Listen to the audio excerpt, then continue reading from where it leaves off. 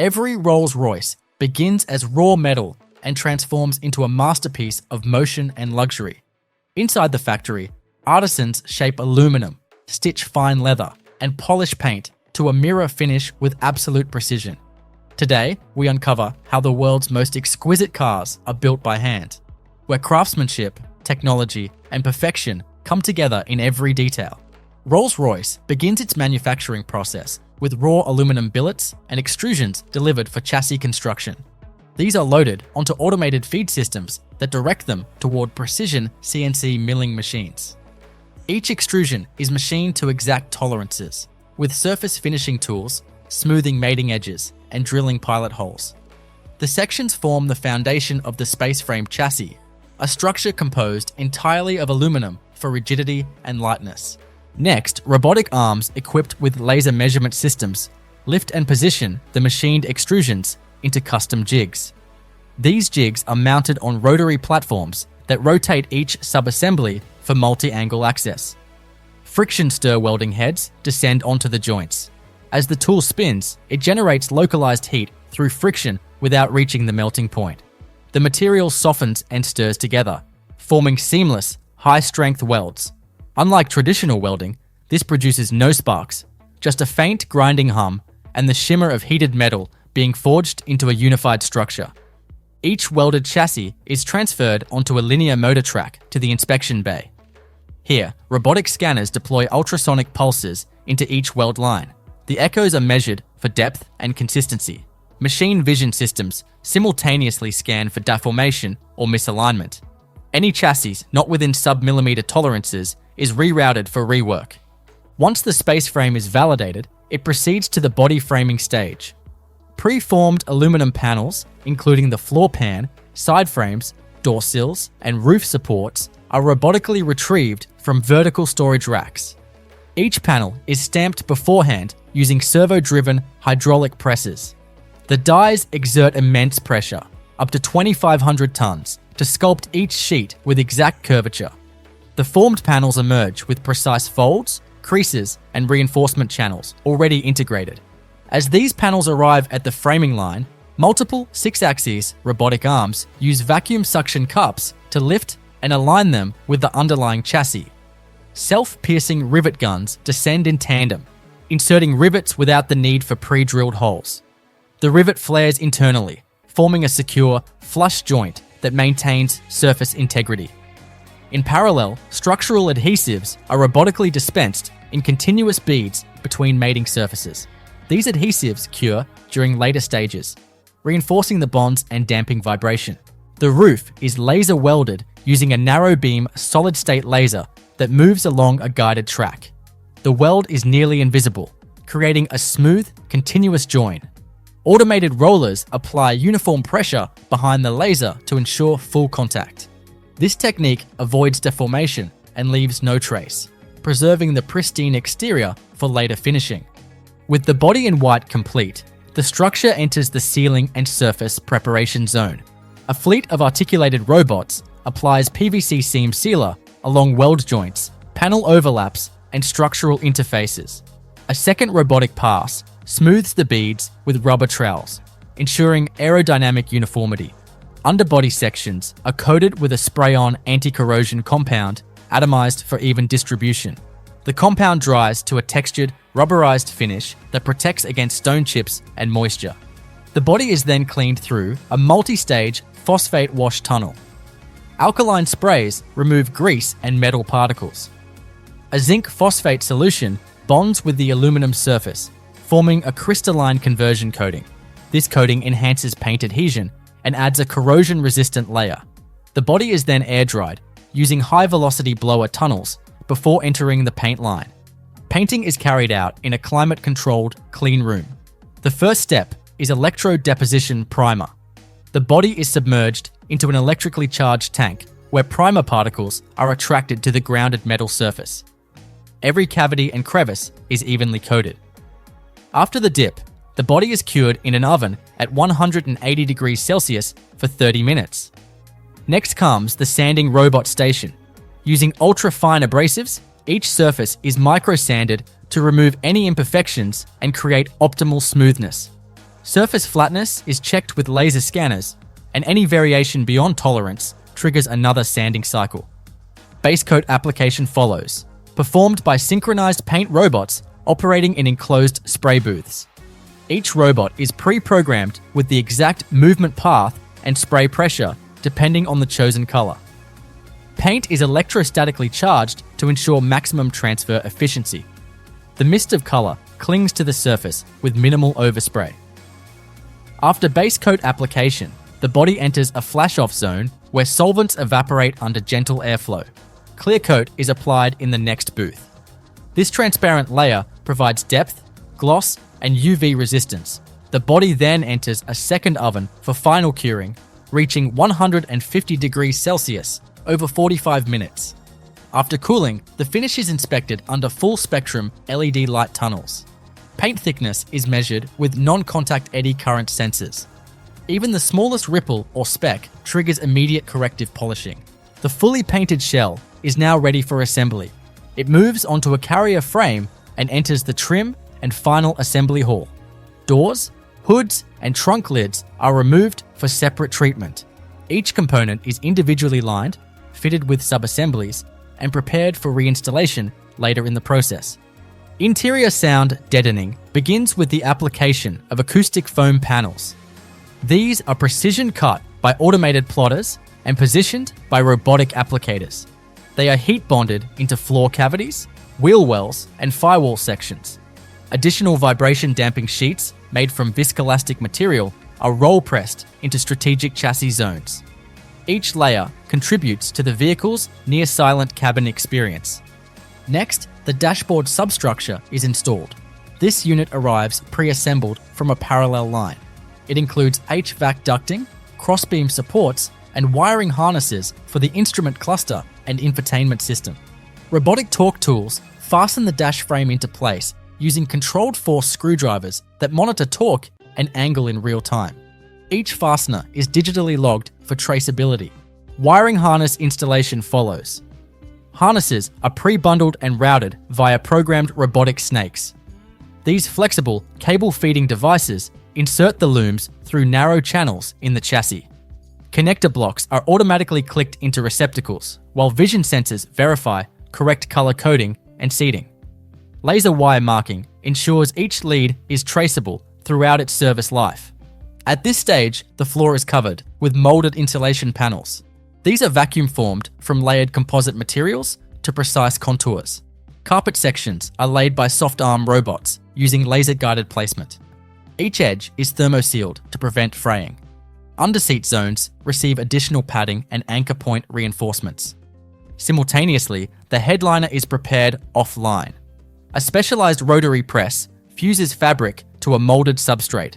Tiny perforations are cut by a CNC blade to allow sound to pass through and reach the hidden microphones or speakers behind. The completed headliner is robotically aligned and clipped into the roof frame using pneumatic actuators. Fiber optic strands embedded within it are lit and tested for uniform, star-like distribution. With the cabin prepared, door modules are installed. Each door shell arrives pre-lined with its internal mechanisms, window lifters, side impact beams, and latch assemblies. Soft grip robots lift and align the door to its hinge mounts, where high-torque robotic drivers secure them. Sensors check alignment gaps down to tenths of a millimeter. If needed, the door is automatically repositioned and retorqued. With the interior structure complete, attention shifts to the electrical system initialization. The vehicle is rolled into a calibration station, where overhead harnesses connect to diagnostic ports via robotic arms. Each module in the vehicle's CAN, controller area network, bus is awakened and tested sequentially. This includes lighting controls, seat position memory, climate systems, and the multimedia interface. Firmware is flashed, serial numbers are registered, and network communication is verified by a centralized software node. In parallel, the center console is installed. This subassembly includes the rotary controller, infotainment stack, transmission selector, and various sensor interfaces. It is robotically aligned to mounting brackets beneath the dash, then bolted in with fine thread titanium fasteners. Sensor connections are engaged through self-aligning plugs. A pressure-sensitive robotic finger tests each button, and rotary control, logging actuation force, and travel distance. Steering column installation follows. The column, equipped with electric tilt and telescoping motors, arrives from a sub-assembly zone.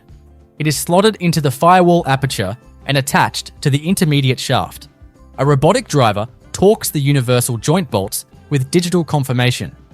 Alignment lasers ensure the steering wheel center is synchronized with the front wheel geometry. At this point, the car receives its HVAC unit.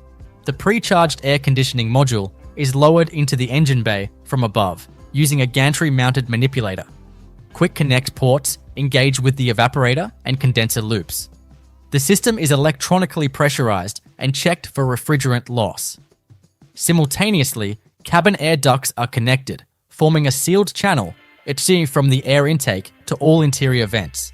The vehicle is then prepared for drivetrain marriage. The powertrain, consisting of engine, transmission, front subframe, and suspension, is assembled on a separate automated line. Each engine block, whether V12 or electric drive unit, begins as a raw casting that is CNC machined to a tolerance of 5 microns. Cylinder bores are diamond honed by a fluid-cooled robot arm, and crankshafts are balanced on gyroscopic rigs. The completed engine is mated to its transmission with a precision-aligned clutch assembly.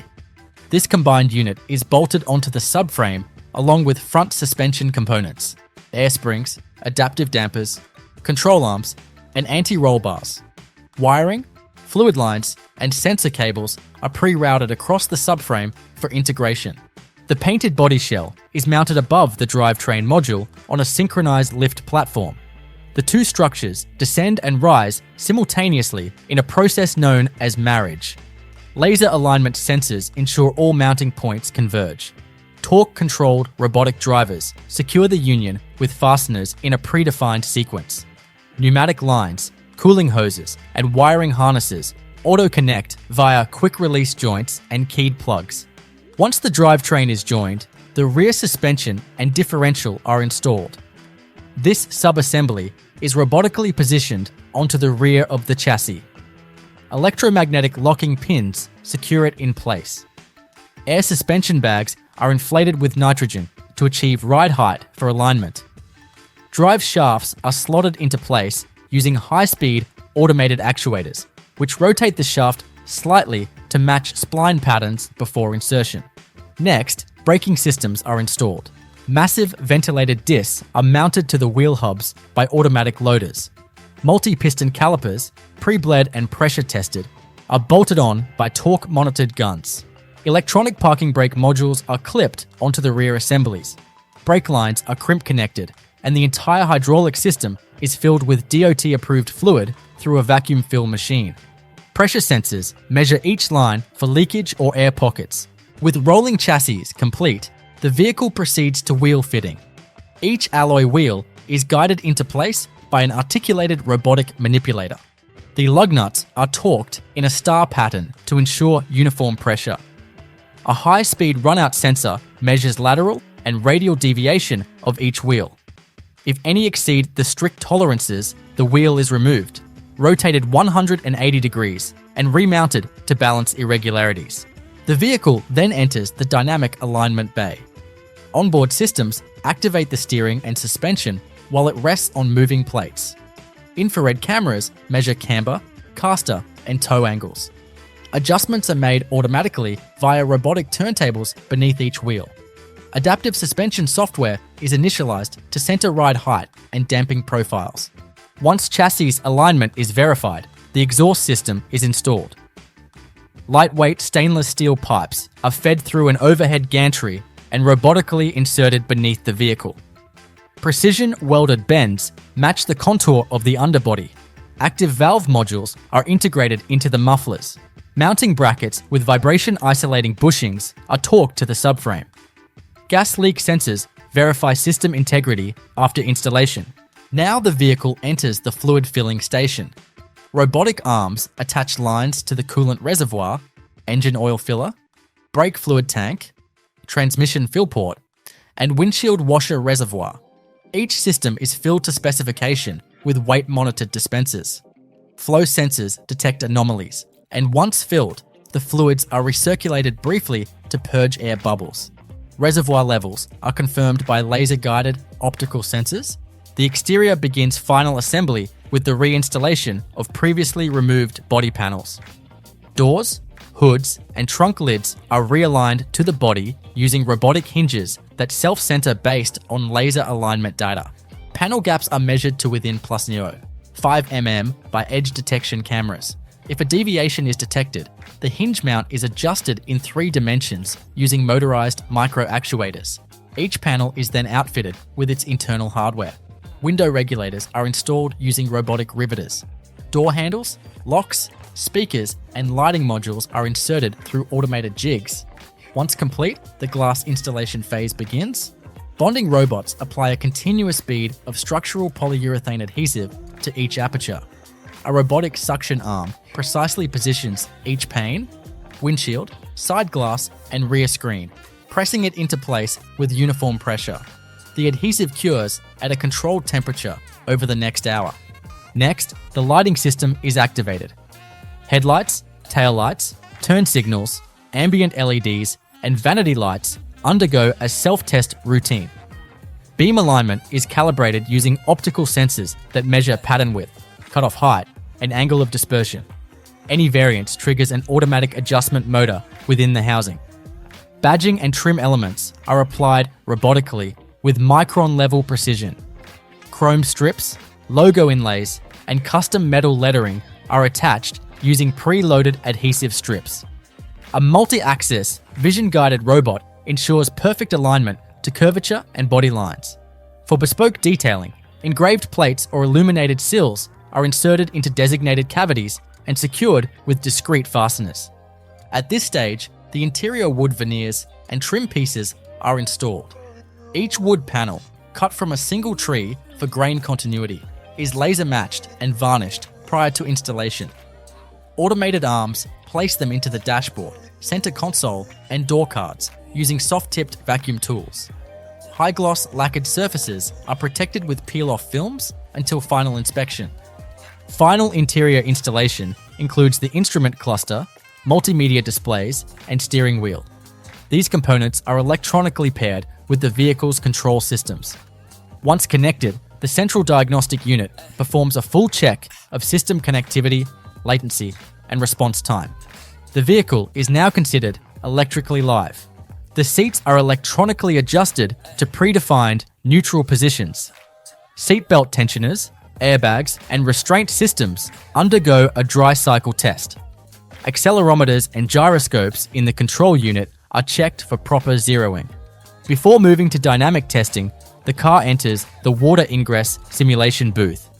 Overhead sprayers, wall-mounted nozzles, and underbody jets douse the vehicle with high-pressure water across all seams. After the cycle, the interior is inspected by humidity sensors and thermal imaging cameras. Any moisture triggers a root cause analysis and rework. Finally, the engine is started for the first time. A robotic key emulator inserts into the ignition module, and the engine cranks under computer-controlled monitoring. Oil pressure, coolant flow, exhaust back pressure, and ignition timing are analyzed in real time. In electric variants, power draw, inverter function, and battery thermal response are measured instead. The vehicle idles through a warm-up cycle before moving under its own power to the rolling road test bay. The vehicle now enters the rolling road dynamometer chamber. Here, the wheels rest on large motorized rollers that simulate road resistance under controlled conditions. Airflow simulators activate, directing wind at the grille and underbody to replicate real-world cooling dynamics. The engine is revved through various load scenarios, while onboard diagnostics monitor torque delivery, gear shifts, and throttle response. For combustion engines, the exhaust gas analyzer captures emissions data from a retractable probe inserted into the tailpipe. Oxygen sensors, lambda control, and catalytic converter performance are verified in real time. In electric variants, battery discharge rates, inverter cooling behavior, and regenerative braking thresholds are evaluated through staged acceleration and deceleration cycles. Throughout this process, drivetrain noise and vibration are measured using high-sensitivity microphones and accelerometers embedded in the cabin and powertrain mounts. Any deviation from the expected acoustic signature is flagged by the system and triggers a recalibration or component check. Once powertrain validation is complete, the car exits the dyno and proceeds to the wheel alignment verification tunnel. High-resolution laser scanners project beams onto each tire surface, while cameras track reflected patterns. The system calculates camber, caster, and toe, confirming values against the digital model. If minor corrections are needed, robotic wrenches adjust suspension linkages automatically, guided by servo motor feedback. With alignment locked in, the underbody shielding panels are attached. These are made from composite thermoplastics or lightweight aluminum, cut with precision and pre-fitted with vibration isolators. Pneumatic drivers secure them to anchor points along the chassis, creating a seamless aerodynamic surface that also shields mechanical components from debris. Next, the vehicle enters the wheel balance correction station. Each tire is spun at high speed, and embedded sensors detect imbalances by measuring lateral vibration and axial runout. Counterweights are robotically applied to the inside of the wheel rims by adhesive placement arms, which adjust position and weight size to achieve perfect equilibrium. Following mechanical calibration, the car moves into the acoustic chamber for cabin noise verification. The entire vehicle is placed in a sound-insulated room lined with wedge-shaped foam panels. A robotic arm enters the cabin and positions an array of calibrated microphones across seating zones. The car is then exposed to simulated road and wind noise via external speakers, while internal microphones record acoustic insulation levels. White noise is emitted through the speaker system, and the vehicle's noise cancellation algorithms are tested for real-time response. Structural drone and panel resonance are analyzed via frequency sweeps, ensuring the cabin remains acoustically neutral under varying driving conditions. Any irregular resonance is localized and addressed by adding dampening pads behind trim panels. With acoustic profiling complete, the car enters the final electronic calibration stage. Optical alignment rigs verify headlamp aim and adaptive lighting curve response. Proximity sensors, radar modules, LiDAR, if present, and 360-degree camera systems are activated and calibrated using reference targets mounted on gantries. A moving robotic dummy simulates pedestrian crossing paths to trigger emergency braking protocols. Lane keeping systems are tested by simulating road line patterns beneath the vehicle. Interior systems also undergo functional validation. Robotic fingers simulate human interactions with touchscreen displays, rotary dials, and haptic buttons.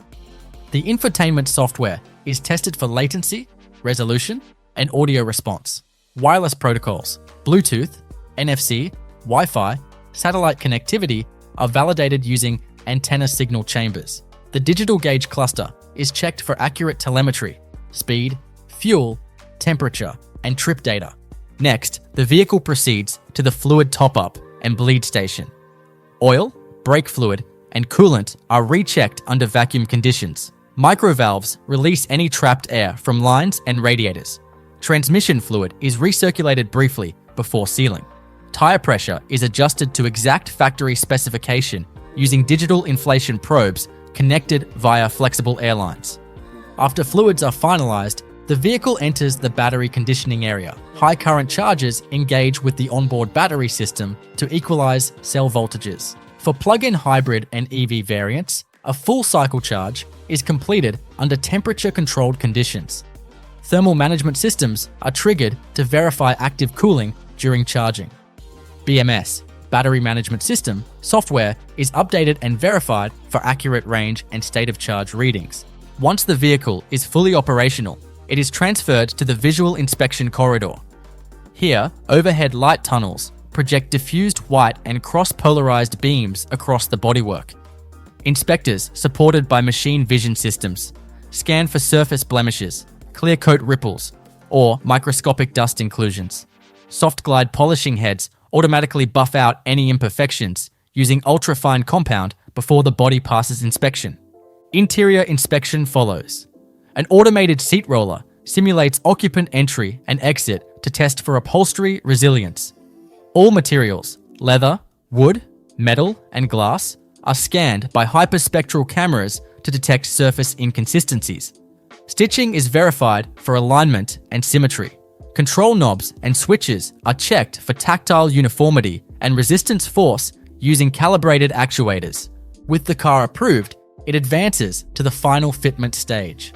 Custom-ordered elements like embroidered headrests, monogrammed tread plates, or bespoke trim inserts are installed. Each of these components is tracked via RFID and matched to the vehicle's configuration file. Soft arm robots place delicate inlays into pre-cut recesses with micron-level alignment. This is followed by the emblem installation phase. The Spirit of Ecstasy hood ornament is mounted using a pressure-calibrated lifting column that inserts it into the retracted housing. The automatic retraction mechanism is cycled through its full range multiple times. Simultaneously, the front grille is positioned and secured. The vertical slats are precision-aligned to a laser baseline to ensure perfect symmetry with the central axis of the car. Final touches include protective coverings. Floor mats, door sill guards, and steering wheel wraps are added to preserve surfaces during transport. A transparent paint protection film may be robotically applied to the front bumper and hood using heated vacuum laminators, conforming perfectly to the body contours. Next, the completed vehicle is moved onto a multi-point weighbridge system. This determines its final curb weight and ensures it matches digital tolerances. The weight distribution is calculated axle by axle, validating balance between the front and rear sections. Following weight validation, the car is moved into the certification booth. Here, onboard computers are connected to encrypted factory servers where the final software configuration is locked.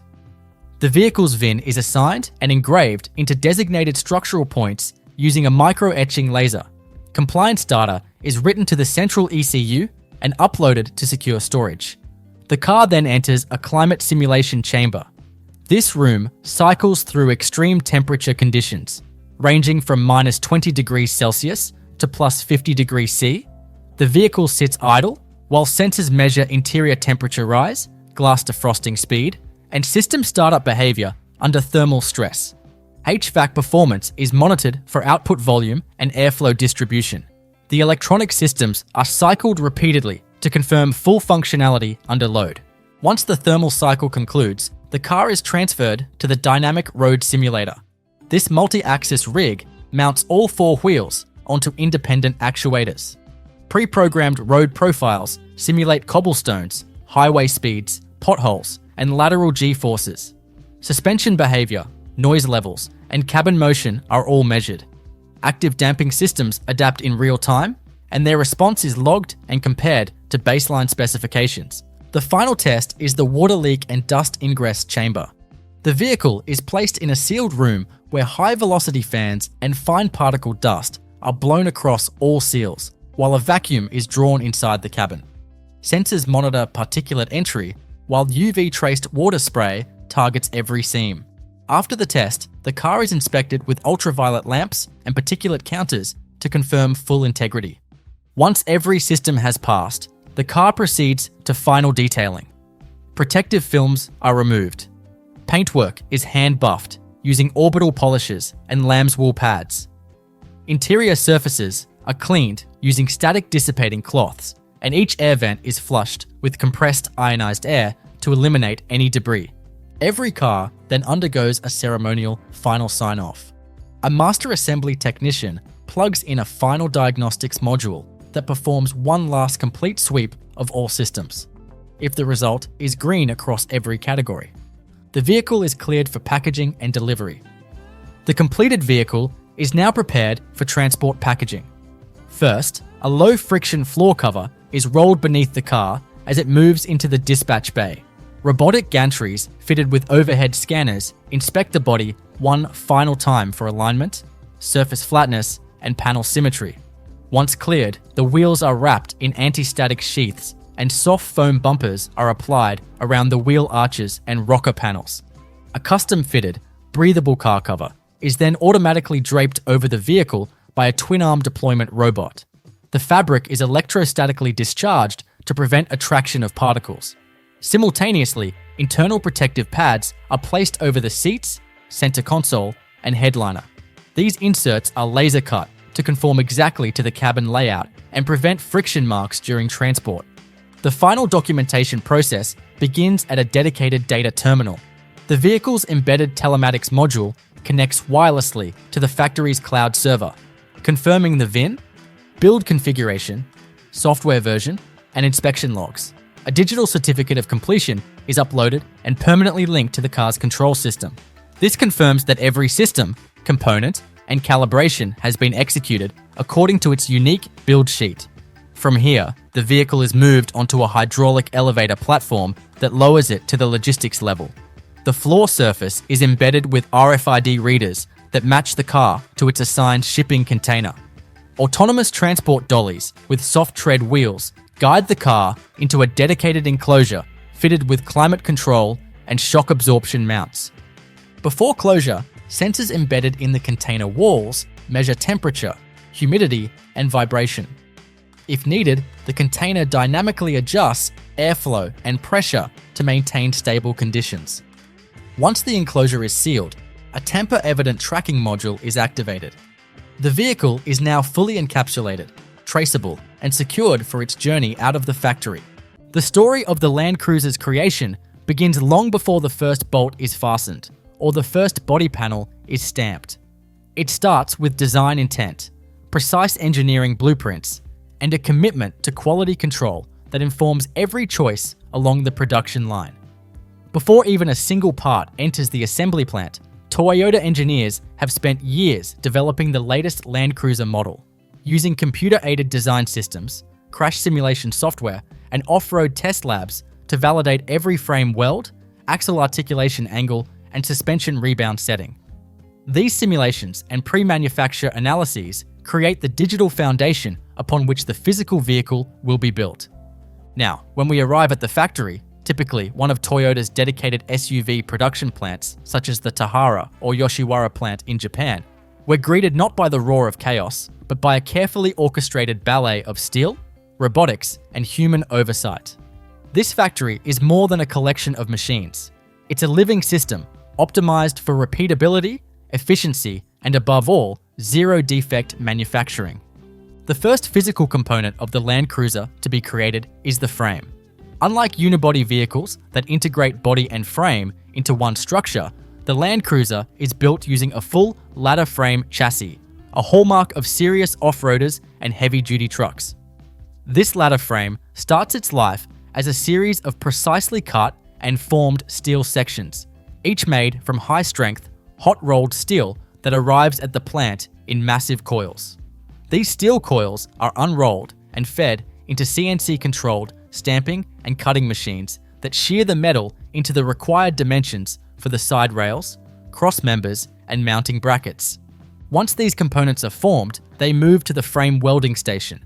Here, an array of industrial welding robots, suspended from gantries and articulated arms, descend upon jigs that hold each piece in place with sub-millimeter precision. These jigs are crucial. They ensure that each frame is square, symmetrical, and dimensionally accurate to fractions of a millimeter. Using MIG and MAG welding techniques, the robots trace complex bead paths, fusing the frame together with a consistency that only automated systems can deliver. After each frame is welded, it undergoes dimensional scanning using laser measuring systems, which compare the physical result against digital blueprints in real time. Any variance is flagged immediately and either corrected or discarded, depending on severity. From here, the raw frame undergoes an extensive surface preparation process. It is conveyed through an immersion tank line where it's degreased, cleaned, and dipped in an anti-corrosion phosphate coating. This is followed by a cathodic electrodeposition primer bath, commonly known as e-coating, where an electrical current bonds anti-rust primer to every exposed surface of the frame, even inside enclosed box sections. Once coated, the frame is baked in a curing oven to harden the primer layer, forming the first shield against corrosion that the Land Cruiser will face in its lifetime. Meanwhile, in a parallel part of the factory, body components are being fabricated. These include the outer shell, roof panels, doors, hoods, and tailgates. Each component is stamped from galvanized steel sheets using a massive press line.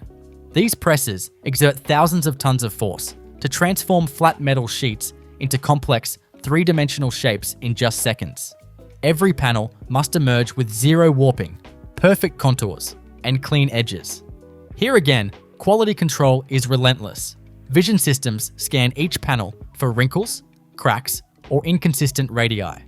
These individual panels are then conveyed to the body shop, where robotic arms perform spot welding to assemble them into what's called the body in white, a complete, unpainted car body without any moving parts. Unlike the frame, which is welded largely by robots, the body in white assembly involves a mix of automation and skilled manual welding, particularly in complex joint areas where human adaptability still outperforms machines. Workers in specialized welding suits and helmets double-check robotic welds, perform precise manual tacks, and insert structural adhesives that bond key stress points for added torsional rigidity. Once both the ladder frame and body in white are complete, they proceed along separate lines toward eventual integration, but not before the body receives its finish. This takes place in the paint shop, a fully enclosed and environmentally controlled section of the plant where air filtration, humidity, and temperature are all tightly regulated. The body is first cleaned in a multi-stage wash tunnel, then passes through a second E-coat dip tank, identical in principle to the one used for the frame. After curing, the body moves through a sanding and inspection stage where workers dressed in white lab-like uniforms hand sand each panel to create a flawless surface for painting. Next comes the paint booth. Here, electrostatic spray robots apply multiple layers of base coat and clear coat, often in high-end two-tone or metallic finishes. These robots mimic human movement with incredible dexterity, able to reach deep crevices while maintaining a uniform paint thickness. Between coats, the body passes through baking ovens to cure each layer, producing a deep, resilient finish that can withstand the harshest climates, whether desert, jungle, or tundra. As the body is being painted, attention shifts to the powertrain assembly line. The Land Cruiser's engine is a marvel of durability engineering, often a turbocharged V6 or robust, naturally aspirated V8, depending on the model year and market. These engines are assembled in a dedicated engine plant, either nearby or in a regional facility. Engine blocks are cast from aluminum or iron alloys, then machined with extreme precision to form cylinders, crankshaft seats, and oil galleries. Assembly teams install pistons, crankshafts, camshafts, timing systems, and cylinder heads, each torqued and timed to tight tolerances.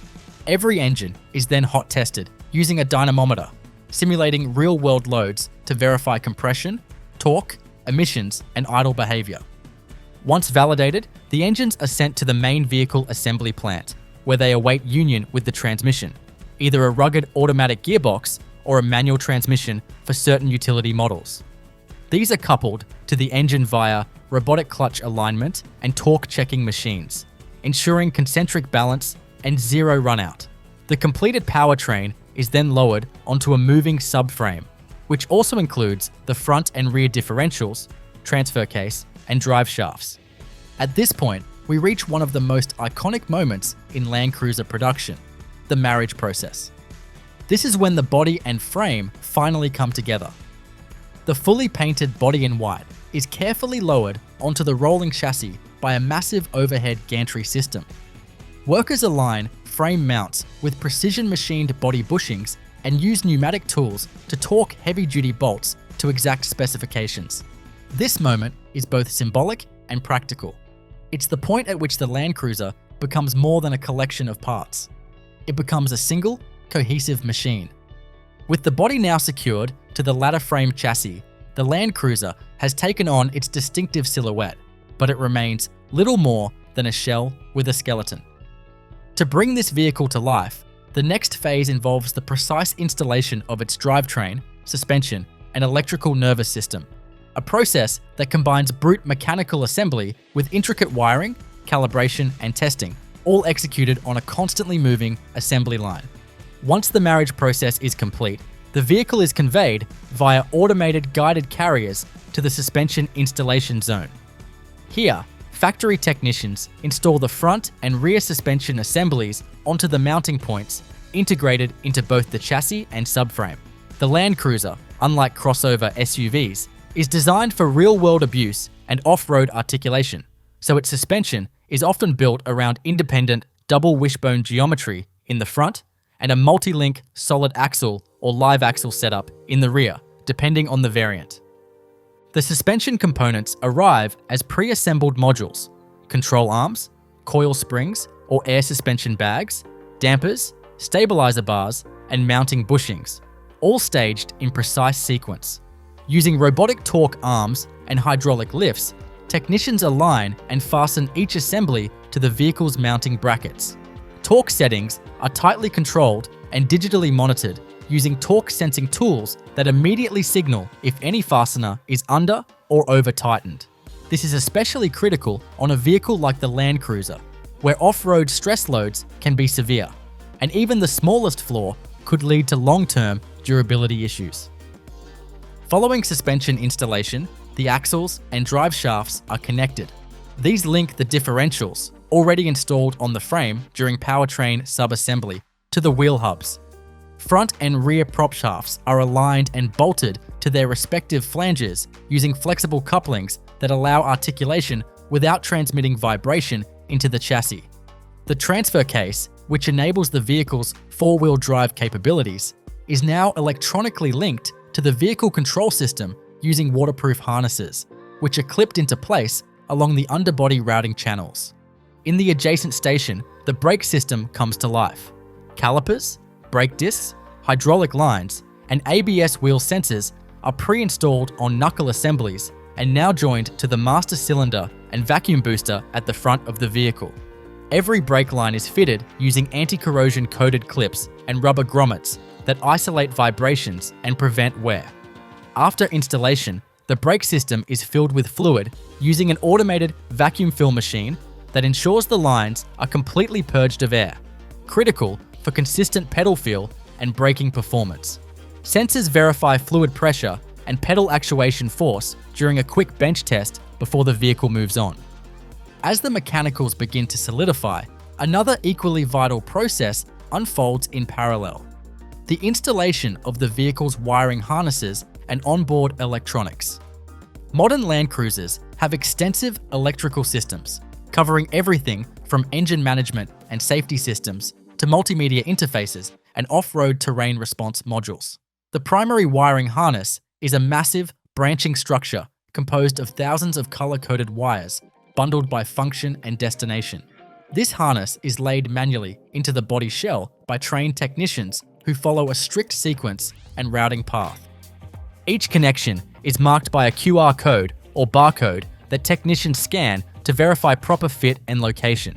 The harnesses are clipped into custom-molded plastic retainers, and junction boxes are secured in the engine bay, cabin, and underfloor areas. Grounding points are torqued to chassis connections, and fuse boxes are populated with model-specific fuses and relays. By this stage, the Land Cruiser's central nervous system is beginning to form, ready to carry data, commands, and electrical current to every corner of the vehicle. Next comes the fuel system. A large, impact-resistant polymer fuel tank is mounted under the rear chassis rails using steel straps and dampers. This tank has internal baffles to prevent sloshing and is equipped with level sensors, pressure regulators, and a high-flow electric fuel pump. Once installed, quick connect fuel lines are clipped to the underbody routing paths and connected to the engine's fuel rail, with multiple pressure checks verifying that the system is sealed and ready for operation. At this point in the line, attention shifts to the interior, an area where Toyota applies as much precision as it does to mechanical systems. The bare cabin, still painted but unadorned, now receives layers of insulation, padding, and trim components. Sound deadening mats are applied to the floor pan using heat-activated adhesive rollers, followed by thermal insulation sheets placed along the firewall and under the roofline. These materials are crucial in creating the Land Cruiser's signature interior quietness, especially in rugged environments. Once the insulation is laid, flooring components such as the carpet, footwell liners, and underseat padding are installed.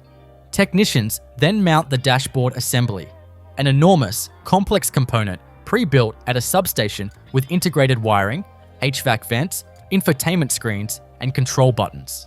The dashboard is robotically guided into position and bolted to the firewall using multi-axis torque arms, ensuring a perfect alignment with side panels and center console structures. The steering column is next. It includes electric tilt and telescoping motors, a collapsible shaft for crash safety, and electronic interfaces for steering angle sensors and driver assistance systems. It's fitted from below and torqued to both the firewall and dash crossbar.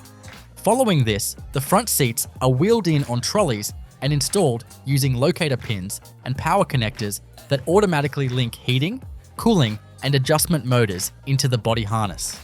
Rear seats, cargo trim, door cards, and overhead components follow, each snapped and bolted into place with pre-assembled clips and hardware. Moving further down the line, the door assemblies, painted, glazed, and pre-trimmed in an earlier stage, are now mated to the body. Large articulated robots or specially designed lift assist rigs help align the heavy doors to their hinges. Once bolted into place, technicians adjust each door for flush fitment using feeler gauges and laser guides to ensure panel gaps are within tolerance. Power window motors and locks are connected and tested in real time. At this point, exterior fittings begin. The front grille, headlights, taillights, bumpers, and fender flares are installed. The Land Cruiser's lighting system is particularly complex, involving adaptive LED arrays, daytime running lights, and integrated washers for certain models. Each component is wired, clipped, and sealed with weatherproof gaskets to ensure long-term durability in wet or dusty environments. Sensors for parking assist, radar cruise control, and blind spot monitoring are installed behind trim panels, with calibration to follow in later stages. The wheels and tires, often rugged, all-terrain types with reinforced sidewalls, are mounted next. These are torqued using automatic nut runners that measure clamping force electronically. Wheel alignment is then performed using an advanced, laser-guided system that adjusts toe, camber, and caster values to factory specifications. This step ensures the Land Cruiser will track straight and true from the first meter of use. Now, with a fully assembled interior, powertrain, suspension, and exterior, the Land Cruiser reaches the electrical testing and fluid fill stations. Here, every onboard system is powered up and scanned using a diagnostic tool plugged into the vehicle's onboard data port. Over 150 sensors and modules are queried for error codes. Air conditioning is filled with refrigerant. The power steering, coolant, transmission, and differential oils are pumped into their respective reservoirs via closed-loop filling systems that eliminate contamination.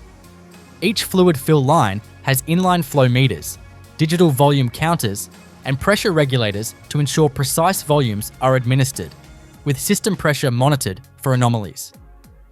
Technicians conduct function tests on HVAC controls, infotainment systems, dashboard illumination, reverse cameras, and audio systems. Even the seat memory buttons are activated to verify motor control and data retention. As the Land Cruiser nears final assembly, it undergoes a simulated ignition. The engine is started for the first time, and technicians listen for abnormal vibrations, rattles, or leaks. Exhaust gas sensors verify emission compliance, and drive-by-wire throttle response is tested under load. The vehicle is driven onto a rolling road dynamometer where automated systems simulate various road conditions to test acceleration, braking, and driveline engagement. With the mechanical assembly now complete and the engine having roared to life for the first time, the Land Cruiser enters a critical phase of its production journey: quality validation and final inspection. At this point, every system is functional, but the factory's role is not merely to assemble parts. It is to confirm that each individual Land Cruiser meets Toyota's legendary standards of durability, safety, and refinement. This is where precision testing, calibration, and simulation converge to ensure that not a single flaw escapes into the real world. The vehicle first proceeds to the final inspection conveyor, a slow-moving belt surrounded by inspection bays and quality control technicians. Here, the vehicle is subjected to a comprehensive visual and tactile inspection. Under bright, uniform lighting conditions and mirrored surfaces designed to expose even the slightest ripple or scratch, skilled workers scan the painted body panels for cosmetic perfection. They run gloved hands over each surface, checking for texture inconsistencies, orange peel effects, or trapped particles under the clear coat. Special attention is paid to panel gaps and alignment. Each door, hood, and tailgate is opened and closed repeatedly to ensure smooth operation and consistent shut lines. A precision feeler gauge is used to measure the distance between adjacent panels at multiple points, confirming that they fall within Toyota's strict tolerances, often less than 3 mm in variance. Any deviation triggers a corrective rework, often involving panel realignment or trim replacement. Inside the cabin, technicians perform a fit and finish audit, systematically checking every touchpoint, seam, and surface. They press every button and knob, ensuring proper tactile feedback and response. Seat adjustments, steering wheel tilt and telescoping, mirror positioning, and window operation are verified. Even cabin lighting is checked, not just for function, but for uniformity in color temperature and intensity. Every HVAC vent is opened and closed. Cup holders are tested for resistance and rattle, and storage compartments are opened to confirm smooth latching and retention. Next, the Land Cruiser undergoes a leak and weatherproofing test in what's known as the shower booth or rain simulation chamber. This sealed room replicates an intense downpour, up to 50 litres of water per square metre per minute for several minutes, while the vehicle remains stationary. High-pressure nozzles blast water at strategic angles, covering the windshield, roof, door seals, hood seams, and underbody in a controlled, high-volume spray. Inside, sensors and technician observers watch for any signs of water intrusion. Paper strips are laid in door sills and on floorboards to detect even the slightest moisture. If a leak is discovered, the vehicle is flagged and pulled off the line for immediate resealing and retesting. It cannot proceed until it passes the rain test with zero leakage.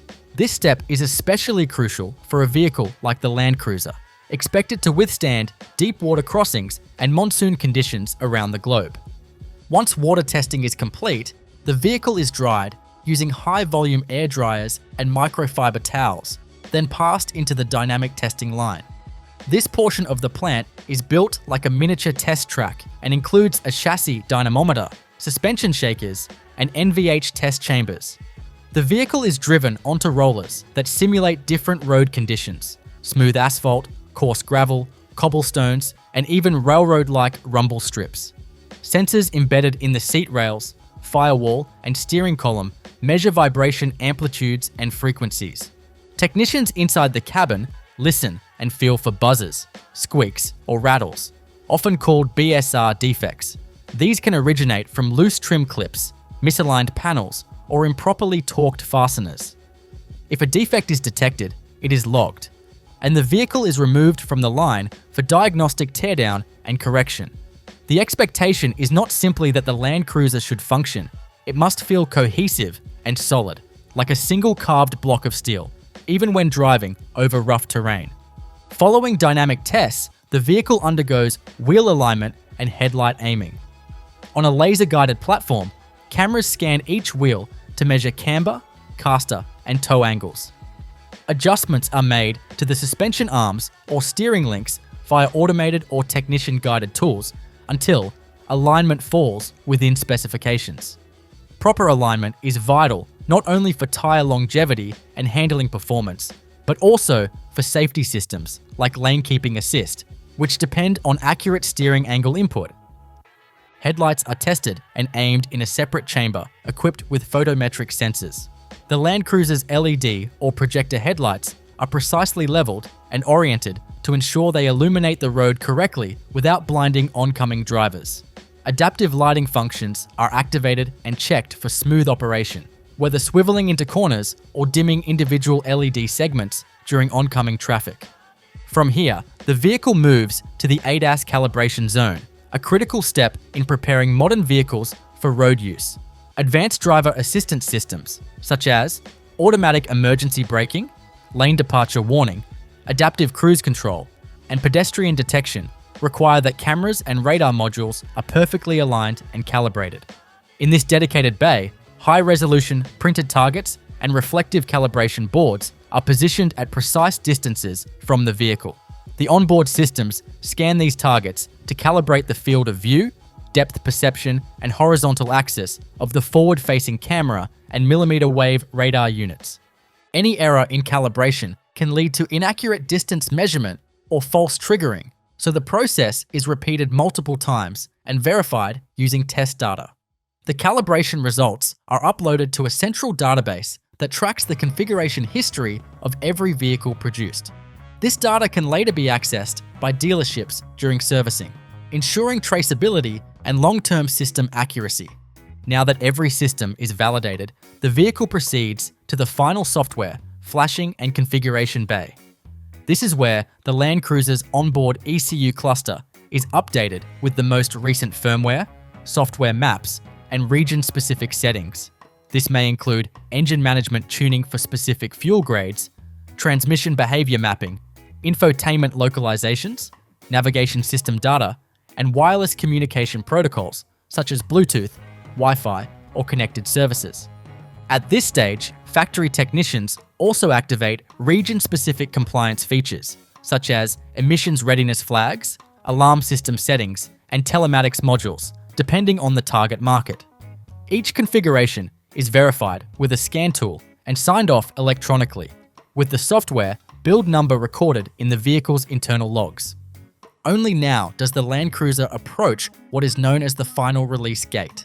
This is the symbolic and operational point at which the vehicle is officially deemed complete. The engine is shut off, the ignition keys are programmed and paired to the immobilizer, and the factory build manifest is printed and affixed to the dashboard. Every vehicle is tagged with a VN, barcoded for traceability, and matched to its build sheet, which includes options, colors, production dates, and destination data. Before the vehicle exits the factory floor, it passes through a dedicated detailing and protection zone. Here, trained specialists give the vehicle a final clean, polish, and inspection under soft lighting. Protective plastic films are applied to vulnerable surfaces like door sills, bumpers, infotainment screens, and seat cushions to prevent damage during transit. The tires are overinflated slightly to accommodate potential temperature or pressure changes during storage or shipping. Depending on destination, vehicles are either driven under their own power to a nearby staging lot, loaded onto enclosed transport trucks, or, more commonly for international orders, driven onto open-sided auto carriers headed for port. Some models are even driven short distances onto roll-on roll-off cargo ships where they're carefully parked and secured by maritime handlers. Toyota's global logistics system then routes each vehicle to the appropriate country, dealership, or fleet customer, with continuous tracking from the moment it leaves the factory. With the Toyota Land Cruiser now fully assembled, inspected, and officially cleared through the final quality gates, its departure from the factory marks not an end, but the beginning of an extraordinarily managed logistical operation. Every vehicle that rolls off the production line is immediately tagged for traceability and assigned a specific post-factory journey depending on its model variant, trim level, destination market, and regional compliance standards. This downstream supply chain is as complex and meticulous as the assembly process itself, ensuring that every Land Cruiser reaches its customer without compromise. The first stop for many newly built Land Cruisers is the factory's outbound vehicle staging area, an expansive, organized expanse of tarmac where hundreds of vehicles are arranged in neat rows, each aligned with specific shipping designations. From here, Toyota's Vehicle Logistics Control Team coordinates batch deployments of finished units either to inland dealerships via transport trucks or to international ports by rail or by direct carrier convoys. In Japan, for instance, production centers like Tahara or Yoshiwara route large volumes of Land Cruisers to export terminals in Nagoya or Yokohama. These vehicles are often earmarked for overseas regions such as Australia, the Middle East, Africa, or North America, markets where rugged off-road capability is highly valued and thoroughly tested. But before these vehicles are loaded onto ships or trucks, they undergo port preparation processes that further ready them for transport and market compliance. Many Land Cruisers, especially those headed abroad, are sent to a vehicle logistics center adjacent to the port. At the VLC, they undergo a multi-step check involving additional accessory installation, protective film removal, and localization. In this phase, market-specific options that cannot be practically installed on the main assembly line are added. These might include tow hitches, roof racks, side steps, navigation system SD cards, language packages, or customer-requested extras like off-road kits, underbody protection plates, or integrated dash cameras. All installations are performed by certified technicians using torque-verified tools and original parts. Any deviation from standard configurations is meticulously documented to preserve the vehicle's warranty and certification status. Equally important is the post-assembly compliance verification. Each region around the world has unique emissions, safety, and equipment requirements, and Toyota manages this through VN-specific programming. For example, a Land Cruiser bound for the United States must meet Federal Motor Vehicle Safety Standards, California Air Resources Board regulations, and NHTSA labeling, while one going to the UAE must be equipped with Gulf-specific cooling systems, stronger alternators for heat tolerance, and Arabic language infotainment settings. Once localized and cleared, the vehicles are lined up for Ro-Ro shipping or loaded into multi-level vehicle transporters, depending on whether they're being exported overseas or moved overland. Ro-Ro ships, purpose-built for automotive logistics, feature vast internal decks that resemble floating parking garages. Each vehicle is driven onto the ship under its own power, guided up loading ramps and secured to the deck using industrial tie-downs. Toyota limits engine runtime during this stage to reduce emissions and fuel consumption, and each vehicle's onboard diagnostics are scanned one last time before the cargo bay is sealed. While en route to their destinations, Land Cruisers are tracked using global supply chain visibility platforms that integrate with GPS and customs data systems. Estimated time of arrival, environmental exposure logs, and any transit anomalies are recorded to maintain full accountability. In the case of sea freight, average journeys can last anywhere from 7 to 45 days, depending on distance and port congestion. Throughout that time, Toyota's regional distribution hubs prepare to receive, inspect, and redeploy the incoming vehicles. When a shipment of Land Cruisers reaches its destination country, it undergoes a pre-delivery inspection at a regional Toyota import processing center. Here, the vehicles are unloaded and immediately examined for any cosmetic or mechanical damage incurred during transit, such as scuffs, dings, or tie-down abrasion. Battery voltage levels are tested, tire pressures are corrected, and all protective films and covers are removed. A diagnostic scan confirms system integrity, firmware versions, and mileage. Even the odometer reading is logged to ensure compliance with regulations about mileage disclosure. At this stage, additional final touches are added. Owner's manuals, registration documents, floor mats, and dealer-branded accessories are placed inside the cabin. In some regions, local emission or safety stickers are applied, and temporary license plates are affixed for legal transport to dealerships. Once cleared, vehicles are grouped by dealer destination and loaded onto regional delivery trucks that will carry them directly to showrooms. Back at the dealership, the Land Cruiser receives one final inspection, this time by the sales and service staff, who perform a customer-facing version of the PDI. They check for cosmetic perfection, start and idle the vehicle, activate climate controls, sync the infotainment system with local maps and language settings, and validate that no error codes have appeared since transport. Only once this process is complete does the vehicle become available for customer viewing, test drives, or delivery. But even after the vehicle reaches its owner, the story of the Land Cruiser's production process continues. Part of what makes this model so revered is the rigorous pre-production durability testing and engineering validation that underpins its design, much of which occurs far from the public eye, long before mass production begins.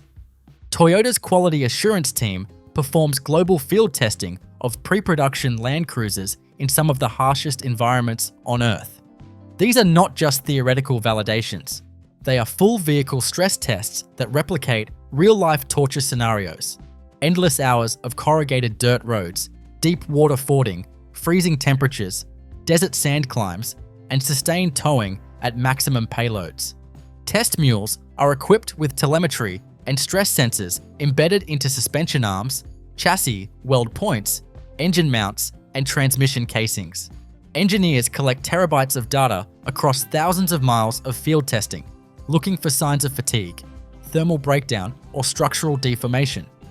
Some of these test vehicles are subjected to frame twist tests on purpose-built platforms that simulate extreme diagonal wheel articulation. Others are parked in cold chambers for overnight freezes and then started without preheaters to evaluate cold start behavior and electronics resilience. Brake systems are stress tested down alpine gradients with full payload, while fuel systems are evaluated in high-altitude passes to ensure vapor lock prevention. Every component, from seat foam density to door hinge lubrication, is analyzed, tested, and reworked if it fails to meet Toyota's standards. Once the prototype phase ends and the production design is finalized, Toyota invests in a global supplier quality control network to ensure consistency across all materials entering the factory. Every bolt, sensor, harness, and panel delivered to the Land Cruiser production line must meet ISO TS 16949 and Toyota's own global supplier requirements. These parts are tagged with barcodes and batch numbers that trace their entire life cycle, from material sourcing to delivery. In the event of a future defect or recall, Toyota can pinpoint the exact day, shift, and supplier lot that produced the affected component, allowing for rapid response and recall management. Even paint batches, foam chemical blends, and adhesive curing cycles are tracked in real time. Many Land Cruiser parts are over-engineered compared to industry norms. For example, frame cross members are often hydroformed, resulting in stronger yet lighter weld-free shapes. Fasteners on critical joints are not only torqued, but angle-checked with digital sensors to ensure the proper stretch and clamp force. This over-engineering is not excess, it's strategic durability. And in keeping with Toyota's core philosophy of Kaizen, or continuous improvement, feedback from real-world usage informs future iterations. Engineers regularly review warranty claims, service center data, and owner feedback. If patterns emerge, such as premature wear on a bushing or corrosion on a bracket, adjustments are made on the production line, sometimes within days. This responsiveness is one reason why even aging Land Cruisers remain reliable long after newer competitors have faded. As the modern factory evolves, so too does the way the Toyota Land Cruiser is built. While the foundational principles of reliability and mechanical toughness remain unchanged, the methods by which these values are achieved have transformed dramatically over the decades. In this next phase of the journey, we step deeper inside the plant, not just to observe physical assembly, but to understand how the Land Cruiser benefits from one of the most advanced manufacturing ecosystems in the automotive world. At the core of Toyota's approach is the Toyota Production System, a manufacturing philosophy built on lean principles, just-in-time delivery, jidoka, and continuous improvement, or Kaizen. The production of a Land Cruiser represents one of the most intricate expressions of TPS in action, balancing high-mix, low-volume builds with exacting consistency. Unlike high-volume sedans or economy cars, Land Cruisers are often built to order, customized by region, and produced in lower quantities, demanding exceptional flexibility from the factory floor. That flexibility is enabled by Industry 4.0 technologies, a suite of digital tools and automated systems that allow each vehicle to be uniquely tracked and built in sequence. As soon as a Land Cruiser order enters the system, a digital production order is generated and encoded into what Toyota calls the build manifest. This manifest travels with the vehicle in both physical and digital forms, informing every workstation along the line exactly what variant is approaching, the trim level, drivetrain layout, regional settings, colors, accessories, and emissions package. Throughout the factory, a network of programmable logic controllers and manufacturing execution systems orchestrate operations with incredible coordination. These systems communicate with RFID readers, barcode scanners, and vision recognition cameras that constantly monitor each vehicle's movement and configuration. Robotic arms that apply adhesive, install glass, or torque bolts adapt automatically depending on the model variant passing through. This seamless shift between configurations enables Toyota to build a diesel-powered Land Cruiser for the Australian Outback on the same line as a petrol V6 bound for a Middle Eastern fleet customer, without ever shutting down or retooling the line. In the welding shop, cobots, collaborative robots, work side by side with human technicians. While fully automated welding cells handle repetitive, high-speed tasks like frame seam welds or floor pan spot welding, more complex and nuanced joints are still guided by experienced hands. The cobots assist in holding parts, adjusting positioning, or applying filler materials, responding to slight shifts or tolerances that may not be visible to machine vision systems. These robotic helpers improve efficiency without replacing human intuition, an essential balance in Land Cruiser production. The paint shop is another showcase of cutting-edge automation. Here, electrostatic rotary bell atomizers precisely control paint flow and dispersion, resulting in incredibly fine droplets that adhere more evenly and waste less material than traditional spray systems. The robotic arms in this area are capable of mimicking human wrist and elbow movements, adjusting in real time based on vehicle height, curvature, and even ambient temperature or humidity. Every body is scanned before and after painting using laser profilometry, which maps the surface for thickness uniformity, gloss level, and micro defects invisible to the naked eye. But even with all this automation, Toyota continues to rely heavily on human craftsmanship, particularly in the trim and final assembly zone. Here, skilled workers, many of whom have decades of experience, perform tactile evaluations and intricate installations that machines still cannot replicate. These technicians are trained through Toyota's in-house Takumi development program, a mentorship model where junior assemblers learn directly from master-level craftspeople over years of apprenticeship.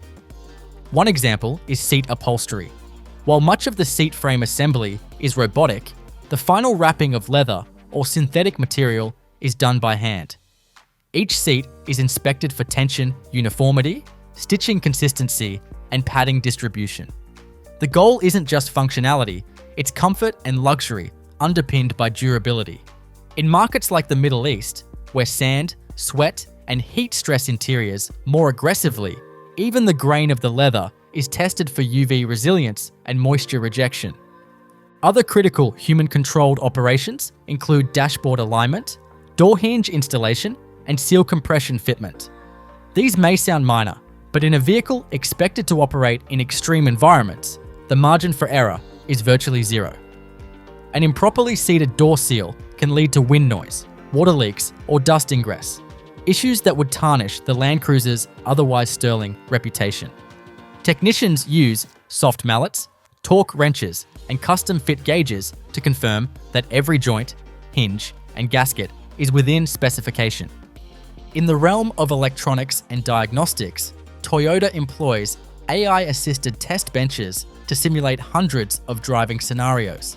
As each Land Cruiser nears the end of the line, it is plugged into a comprehensive vehicle communication interface that links all onboard control modules to a centralized diagnostic system. Artificial intelligence algorithms analyze sensor outputs for anomalies, looking not just for outright failures, but for subtle trends that could indicate a future issue.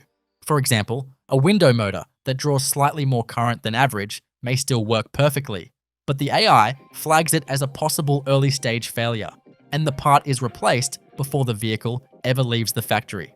AI also plays a role in predictive maintenance of factory equipment itself. Every robotic joint, spray nozzle, and conveyor belt in the plant is outfitted with sensors that monitor usage cycles, vibration levels, temperature, and wear patterns. These data streams feed into a digital twin of the plant, a virtual model that mirrors the real-world state of every machine. When a critical component shows signs of fatigue or misalignment, The system alerts maintenance teams well before a breakdown occurs, minimizing downtime and preserving output quality. All these systems, robotic, digital, and human, work in concert within the framework of Toyota's Genchi Genbutsu philosophy, meaning go and see for yourself. Engineers, supervisors, and even executives are required to visit the factory floor regularly, interact with staff, and observe production firsthand. This cultural commitment ensures that management decisions remain grounded in reality and aligned with the conditions experienced by those who build the vehicles. The cumulative result is not just a product that's rugged or capable, it's a vehicle built with an awareness of its purpose, and a factory tuned to produce that outcome consistently. The Land Cruiser's legendary reliability is not an accident of design. It's the end product of thousands of discrete quality control decisions made at every junction in the factory's ecosystem. And Toyota's commitment doesn't end at the physical vehicle. Increasingly, post-sale digital infrastructure is integrated during production. Infotainment systems are loaded with over-the-air update capability, and telematics modules allow for remote diagnostics, GPS tracking, and performance monitoring. These systems are calibrated on the line and verified during end-of-line testing, setting the stage for ongoing connectivity and customer engagement long after delivery. To understand the making of a Honda Civic, we must start long before the wheels ever touch asphalt. At the very genesis of the production journey, the press shop. It is here, in a thunderous hall lined with towering metal-forming presses, that raw coils of rolled steel arrive from trusted suppliers. These steel coils, typically delivered on massive trucks or freight trains, are carefully quality checked for thickness, tensile strength, and surface consistency. Technicians inspect the incoming steel with precise ultrasonic and magnetic sensors, looking for any hidden flaws that might affect structural integrity. Once verified, the steel coils are loaded onto an unwinding line and fed into massive blanking presses, machines that slice sheets to exact dimensions for body panel stamping. This stage is not about shape yet. It's about preparing the right size of metal blanks that will later be contoured into the Civic's recognizable exterior components. Each blank is fed robotically into a deep draw stamping press, some of which exert more than 2,000 tons of force in a single downstroke. These presses contain die sets, essentially giant molds machined to micrometer tolerances, which shape the flat blanks into complex three-dimensional parts: doors, hoods, quarter panels, floor pans, and roof skins. The stamping process is both violent and elegant. With each press cycle, a blank disappears between the dies, emerging seconds later with ridges, folds, and curves now embossed into the once flat steel. Robotic arms then transfer these parts to stacking racks with vacuum grippers, organizing them for their next destination, the body shop. If the press shop is the forge, the body shop is the sculpture studio. It's here that the Civic begins to take on its distinctive silhouette. Using a mix of robotic welders, jigs, and human technicians, the various stamped body panels are aligned with incredible precision. Fractions of a millimeter make all the difference in structural rigidity and door fitment. The underbody is constructed first. Floor pan, frame rails, and cross members are robotically welded together in massive fixtures that hold them square. These sub-assemblies are then mated with the upper body structure, including the firewall, roof bow, and side panels. The process of joining these panels together is an art form in itself. Honda uses a combination of spot welding, where copper-tipped electrodes pass current through panels to fuse them, and laser welding, which offers even greater strength and less distortion. Each Civic contains thousands of spot welds, each one measured by inline sensors for penetration, pressure, and temperature. In certain areas, structural adhesives are also applied robotically before parts are pressed together, increasing torsional stiffness and reducing vibration. As the body shell, now called the body in white, progresses through the line, it moves through various stations where more components are added: inner reinforcements, mounting brackets, and crash structure members. Robots ensure these parts are always placed in precisely the same position on every vehicle. The body is then passed through a computerized vision inspection system, which scans it in real time for dimensional conformity. If anything is off, even by a millimeter, it is flagged and corrected immediately. With the body in white completed, the Civic now advances to one of the most critical and carefully controlled areas in the factory, the paint shop. Before any color can be applied, the raw steel must be prepared with a meticulous cleansing process. The car shell is first subjected to a multi-stage bath sequence in giant dip tanks that use alkaline detergents to remove oils, dust, and microscopic particles left over from stamping and welding. The shell is rotated robotically through each tank, allowing it to be completely submerged and ensuring even coverage across all surfaces, both exterior and hidden interior cavities. After cleaning, the body enters an e-coat bath, short for electrophoretic deposition coating. In this step, the shell is electrically charged and dipped into a tank filled with a water-based primer containing corrosion-inhibiting particles. The electrical charge causes the primer particles to be attracted and evenly bonded to the body's surface. This layer not only improves paint adhesion, but provides crucial rust protection, especially in inner cavities that are hard to reach with spray guns. Once the e-coat is cured in an oven at around 180 degrees Celsius, the Civic moves into the primer application booth, where robotic arms spray a base primer coat across the shell. This step evens out the surface texture and prepares it for color paint. Following a short curing phase, the vehicle is moved into the color booth, a climate-controlled, dust-free chamber where the final paint coat is applied. Each Civic model has its own unique paint codes, which are carefully loaded into robotic arms that spray layer upon layer of base coat and clear coat in a highly choreographed dance. The painting process is arguably one of the most mesmerizing stages to witness. 12-axis robotic arms glide effortlessly around the car body, their movements pre-programmed down to the millisecond, ensuring consistent paint thickness and flawless coverage.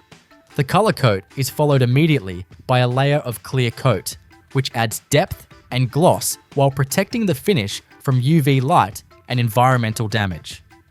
After curing in a second oven for up to 40 minutes, the freshly painted Civic body emerges gleaming, but still empty. Just a hollow shell with no glass, no engine, no wheels. That's about to change. The next phase, phases, is the trim and chassis marriage line, where the Civic's raw body begins to transform into a fully outfitted vehicle. This is where thousands of individual parts, from wiring harnesses to dashboard assemblies to seatbelt retractors, are installed piece by piece, each in a strictly orchestrated order that has been optimized for both ergonomic efficiency and production speed. Before any of that happens, however, the body must be precisely prepared for the installation of glass. Robots apply urethane adhesive beads around the front and rear window openings, and then suction-equipped robotic arms carefully position and press fit the windshields and back glass into place. Smaller fixed windows are installed similarly. These adhesives not only secure the glass, but also provide structural rigidity and watertight sealing. Inside the cabin, the assembly line team begins installing sound deadening mats, interior wiring looms, dashboard subframes, HVAC ducting, and insulation panels. Every cable must be routed correctly through predefined paths using color-coded guides and clips to avoid interference or rattling. Robots and technicians work side by side. Robots handling repetitive or awkward tasks such as bolting down seat frames or placing door wiring clips, while humans complete more dexterous jobs like feeding dashboard harnesses through tight spaces. In a parallel part of the factory, just as precise and choreographed as the main body line, the powertrain assembly line is busy bringing together the mechanical heart of the Honda Civic. Here, in a series of carefully timed workstations, the engine block, cast from aluminum alloy at an off-site foundry, is delivered for the beginning of what will become a highly intricate construction process. The raw engine block, a silvery rectangular core with machined bores and passages, is first mounted to an adjustable rotating stand that allows technicians and robots to access all angles of the component with ease. Technicians begin by installing the crankshaft, main bearings, and connecting rods, each component measured to precise tolerances using torque wrenches and digital sensors. The pistons are inserted and aligned with the cylinders, lubricated and checked for correct seating before the cylinder head is mounted and bolted down in a strict torque sequence. Fuel injectors, spark plugs, oil pans, gaskets, and camshafts are all installed in sequence. Robotic arms place timing chains or belts, set cam phasing, and verify timing alignment using vision inspection systems that reference QR codes and part markings. Once complete, each engine goes through a cold test station where sensors check oil circulation, compression ratios, and component tolerances without actually firing the engine. If the unit passes, it continues down the line to be joined with the transmission, either a continuously variable transmission, 6-speed manual, or in some markets, a traditional automatic. These transmissions arrive from specialized Honda transmission plants and are pre-assembled with clutches, gears, and hydraulic valve bodies already in place. The marriage of engine and transmission is done with the help of alignment jigs and torque-monitored bolt drivers to ensure perfect balance and alignment. This combined powertrain module is then sent via automated guided vehicle to the chassis line, where other sub-assemblies, such as the front subframe, suspension arms, steering rack, and exhaust system, are already being built up. In this stage, the Civic's front and rear subframes are assembled separately, each housing the relevant suspension geometry, control arms, sway bars, and dampers. These are pre-torqued and inspected before being mated to the powertrain and chassis cradle. Once this fully assembled underbody unit is complete, it moves via overhead conveyor to the marriage station, a dramatic intersection of the trim line and the chassis line. The painted body shell, with dashboard and interior partially installed, is suspended above the cradle. Slowly, the two converge. Using laser guidance and a complex hydraulic lift system, the car body is lowered onto the powertrain module with millimeter precision. Specialized guide pins ensure perfect alignment, and robots immediately begin bolting the chassis and body together at multiple mounting points. This process, known as the body drop or marriage, represents one of the most pivotal points in the Civic's construction. In just a few minutes, the car transitions from a hollow shell to a complete vehicle with drivetrain, suspension, and steering components now integrated. From here, the assembly line continues with intense precision as the Civic begins to come alive, inch by inch. The next station involves connecting electrical harnesses and fluid lines. Large modular connectors are snapped into place, linking the vehicle's main computer systems, ECU, sensors, transmission control, and lighting. Brake lines, fuel hoses, coolant pipes, and air conditioning refrigerant lines are connected with quick coupling fittings that are color-coded and pressure-tested for leaks. Robots insert and fasten fuel tanks underneath the chassis, followed by heat shields and underbody panels that protect the car's systems from road debris and temperature extremes. Meanwhile, technicians inside the vehicle are installing the instrument panel, infotainment system, airbag modules, and steering wheel.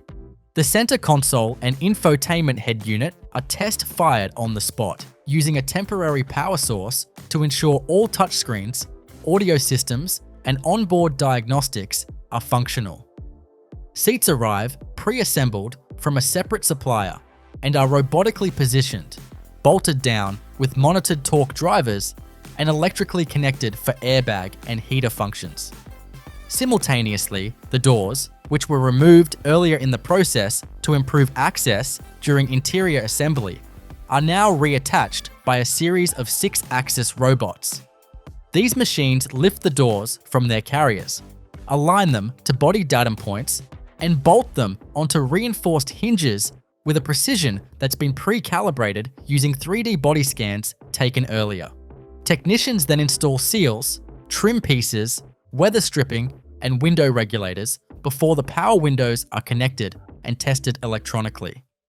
Next comes the installation of exterior lighting. Headlamps and taillights are snapped into place with molded brackets, fastened with screws and bolts, and connected via waterproof electrical connectors. Each light module is briefly illuminated to confirm functionality and correct alignment.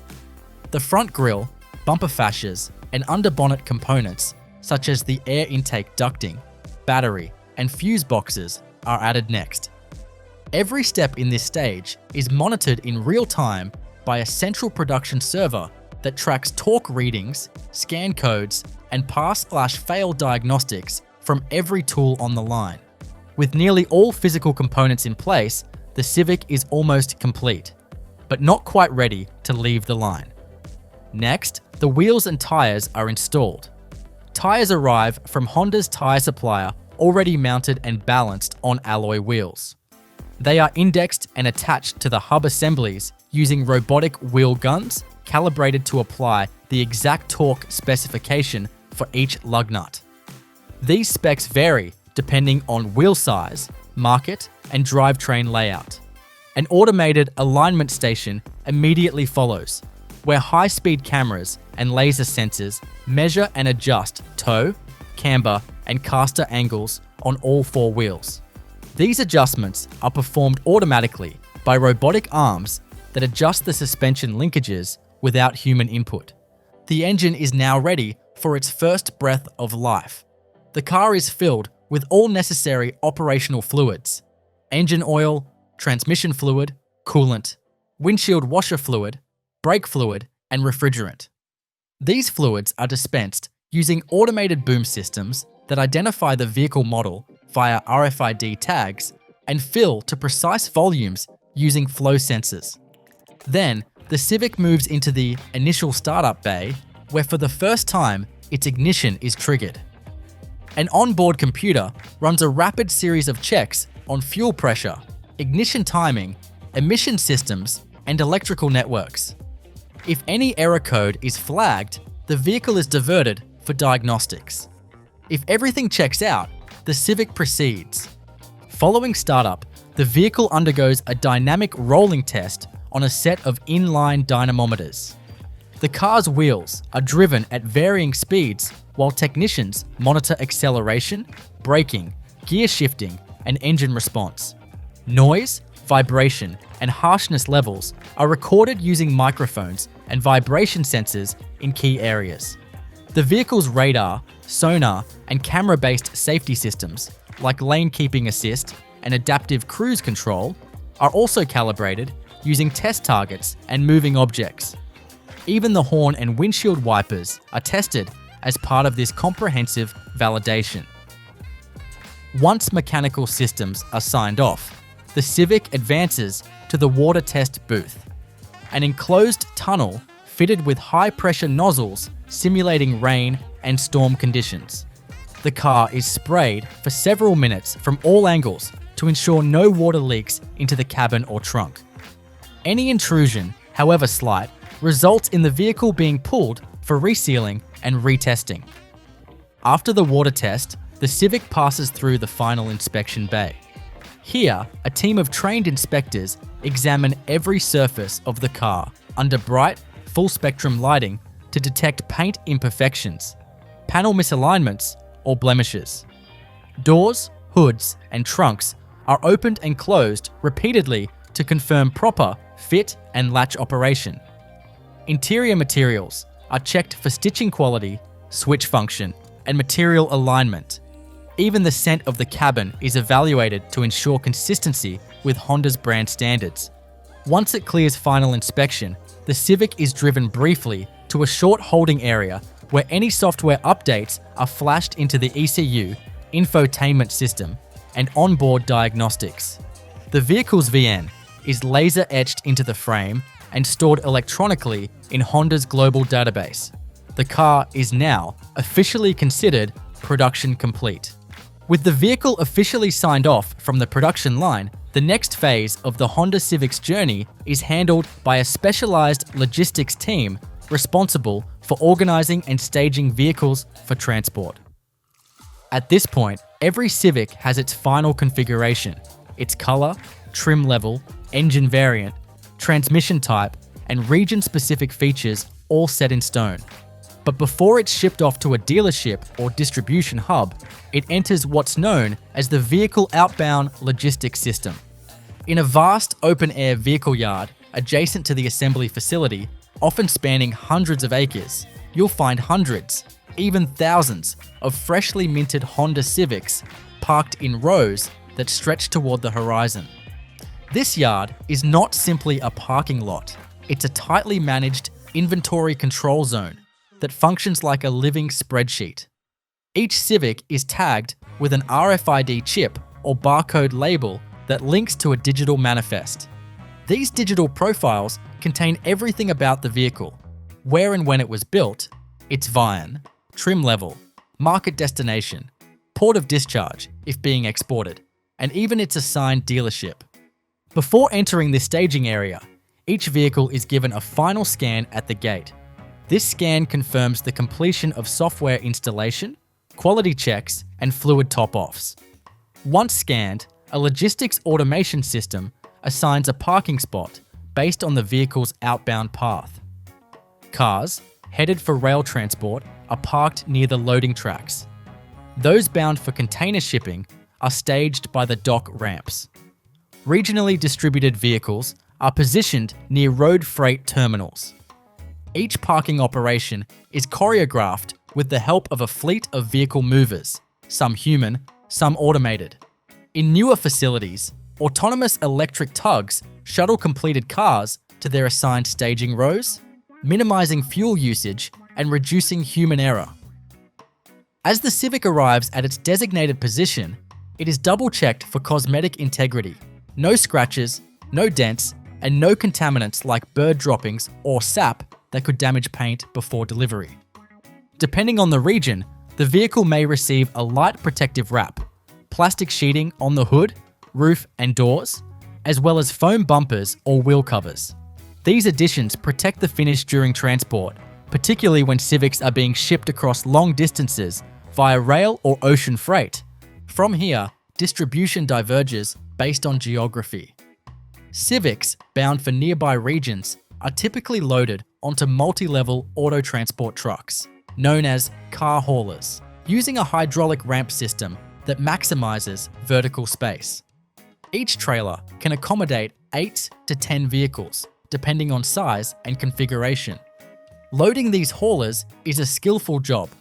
Drivers must navigate tight clearances, especially when reversing a Civic up a narrow ramp just inches from another car's bumper. Once secured, the transport trucks depart along pre-planned routes, tracked in real time with GPS and monitored for weather, traffic, and delivery schedules. Vehicles typically arrive at regional distribution centers or directly at dealerships within 24 to 72 hours of departure, depending on distance. But for Civics headed overseas, the process is even more elaborate. Vehicles scheduled for export are transported to a port of exit, usually via rail. Special rail cars, called autoracks, are designed for this purpose. They're 3 levels high and feature secure wheel chocks, enclosed sides to protect from the elements, and locking mechanisms to prevent vehicle movement during transit. Before boarding the train, each Civic goes through a brief pre-rail inspection, checking tire pressure, door latches, and fuel levels. Vehicles must carry just enough fuel for loading and unloading, nothing more. Once the autoracks reach a port, often within a few days, the Civics are offloaded and prepped for ocean shipping. At the port, Honda works with marine logistics providers to board the vehicles onto roll-ons or roll-off vessels. These are essentially floating parking decks that can carry thousands of cars at once. A team of stevedores and vehicle handlers drives each car onto the ship via massive loading ramps. The cars are parked tightly together, locked down with wheel straps, and catalogued by location and destination.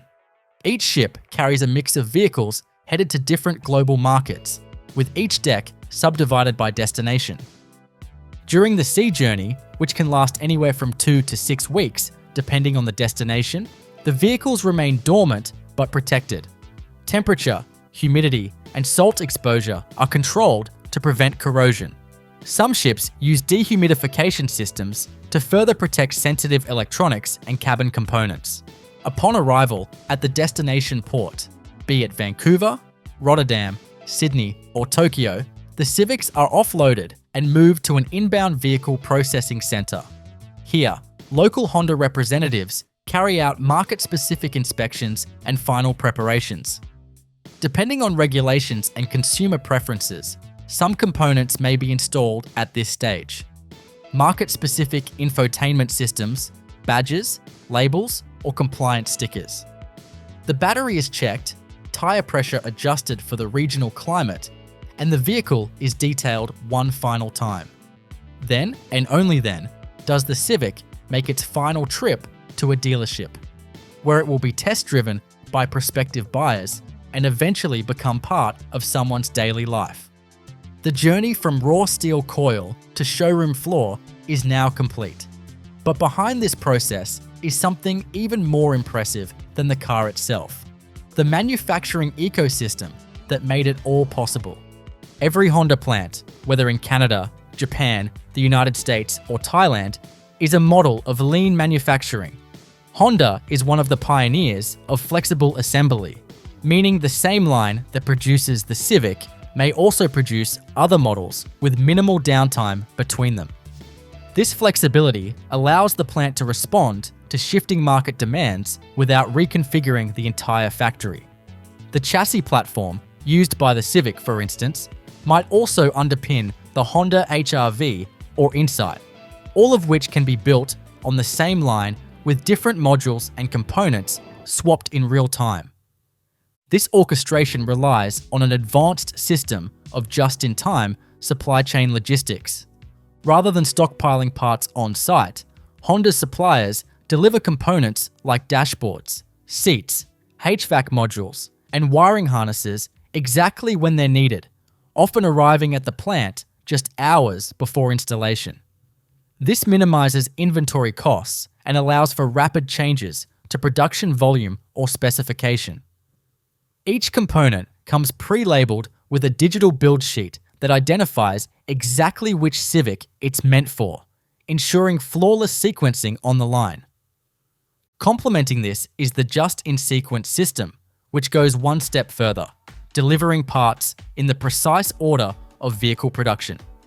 For example, if the assembly line is building a red Civic Sport, followed by a blue Civic X, the bumpers, headlights, and infotainment units for each car arrive in that exact order, pre-arranged for immediate installation. It's a ballet of logistics that requires real-time communication between Honda's central production servers and hundreds of Tier 1 and Tier 2 suppliers. To keep everything running smoothly, predictive maintenance is used throughout the plant. Equipment sensors track vibration, temperature, load, and wear in everything from conveyor belts to robotic welders. When a part shows signs of fatigue, the system schedules preventative maintenance before failure can occur, reducing downtime and improving safety. Quality control doesn't end once a vehicle leaves the line. Each factory maintains a dedicated audit station where randomly selected Civics are pulled for intensive testing. These vehicles are dissected and reviewed by expert inspectors who examine weld quality, paint thickness, body fitment, software behavior, and road performance. This data is fed back into the production process to flag trends or emerging issues, enabling Honda to respond proactively and maintain consistent quality. In terms of environmental responsibility, Honda's Civic production lines are engineered for energy efficiency and waste reduction. Water used in the paint booth is recycled through filtration and reverse osmosis systems. Paint overspray is captured by electrostatic filters and reused. Waste metal from the stamping plant is sorted robotically and returned to the steel mill for remanufacturing. Even the heat from curing ovens is repurposed to warm other parts of the facility. Power consumption across the plant is closely monitored and managed. Many Honda facilities are partially powered by solar arrays, wind energy, or cogeneration systems. Advanced lighting systems using motion sensors and LED technology ensure that energy is only used when and where it's needed. In some plants, Honda has achieved near-zero landfill status, meaning almost all waste materials, plastic, metal, rubber, even food waste, are recycled or repurposed in some way. Inside the modern Honda manufacturing plant, what might seem like a chaotic tangle of machines, parts, conveyors, and workers is in fact a precisely engineered environment orchestrated with clockwork efficiency. At this stage of production, where physical assembly transitions into post-production optimization and system refinement, the focus increasingly shifts from brute force manufacturing to intelligent systems management, what Honda refers to internally as manufacturing excellence. At the heart of this excellence is automation, an ever-present, evolving backbone of the modern Civic factory. Over 60% of tasks on the assembly line are now completed or assisted by robots. These are not simple, one-purpose mechanical arms, but intelligent, adaptable systems equipped with high-resolution sensors, 3D cameras, and real-time process feedback. In the body shop, robotic welders do far more than spot weld. They monitor the pressure of each weld in milliseconds, analyze the depth of each fusion, and dynamically adjust parameters to compensate for slight variations in steel thickness or surface contaminants. These adjustments happen in real time, with hundreds of data points captured per second and logged directly into Honda's centralized manufacturing database. Each of these robots is not just a tool, but a node in a larger intelligent network. That network, Honda's digital production control system, is built to track every Civic as it moves through the plant. From the moment a steel blank enters the stamping press to the final torque applied to the last wheel nut, the vehicle's identity is logged and linked to a database of component specifications, supplier batch numbers, sensor readings, machine parameters, and quality checks. This system allows Honda to maintain traceability, a key principle in modern automotive manufacturing.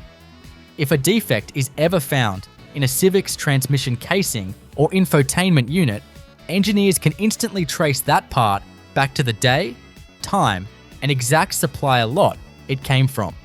This level of insight allows for surgical product recalls rather than sweeping generalizations, and is a cornerstone of Honda's commitment to quality and customer safety.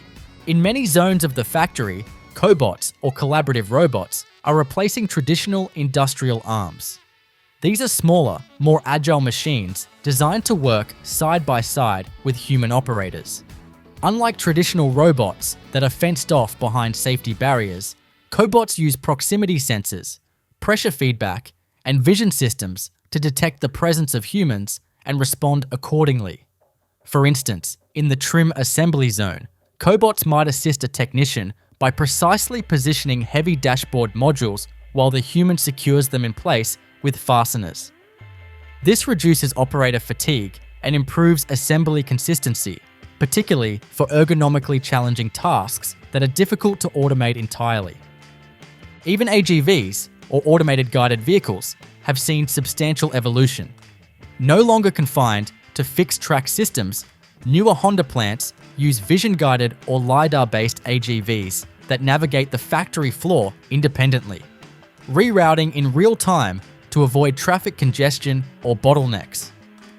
These intelligent carts move everything from seats and dashboards to windshield glass and wiring harnesses, all without human input.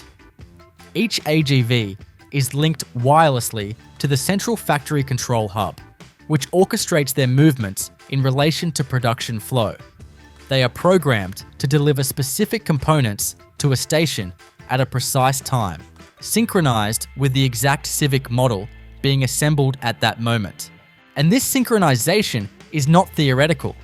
Honda employs a modular assembly system, meaning that various trim levels, powertrain variants, and color options are built on the same line, back to back, without downtime.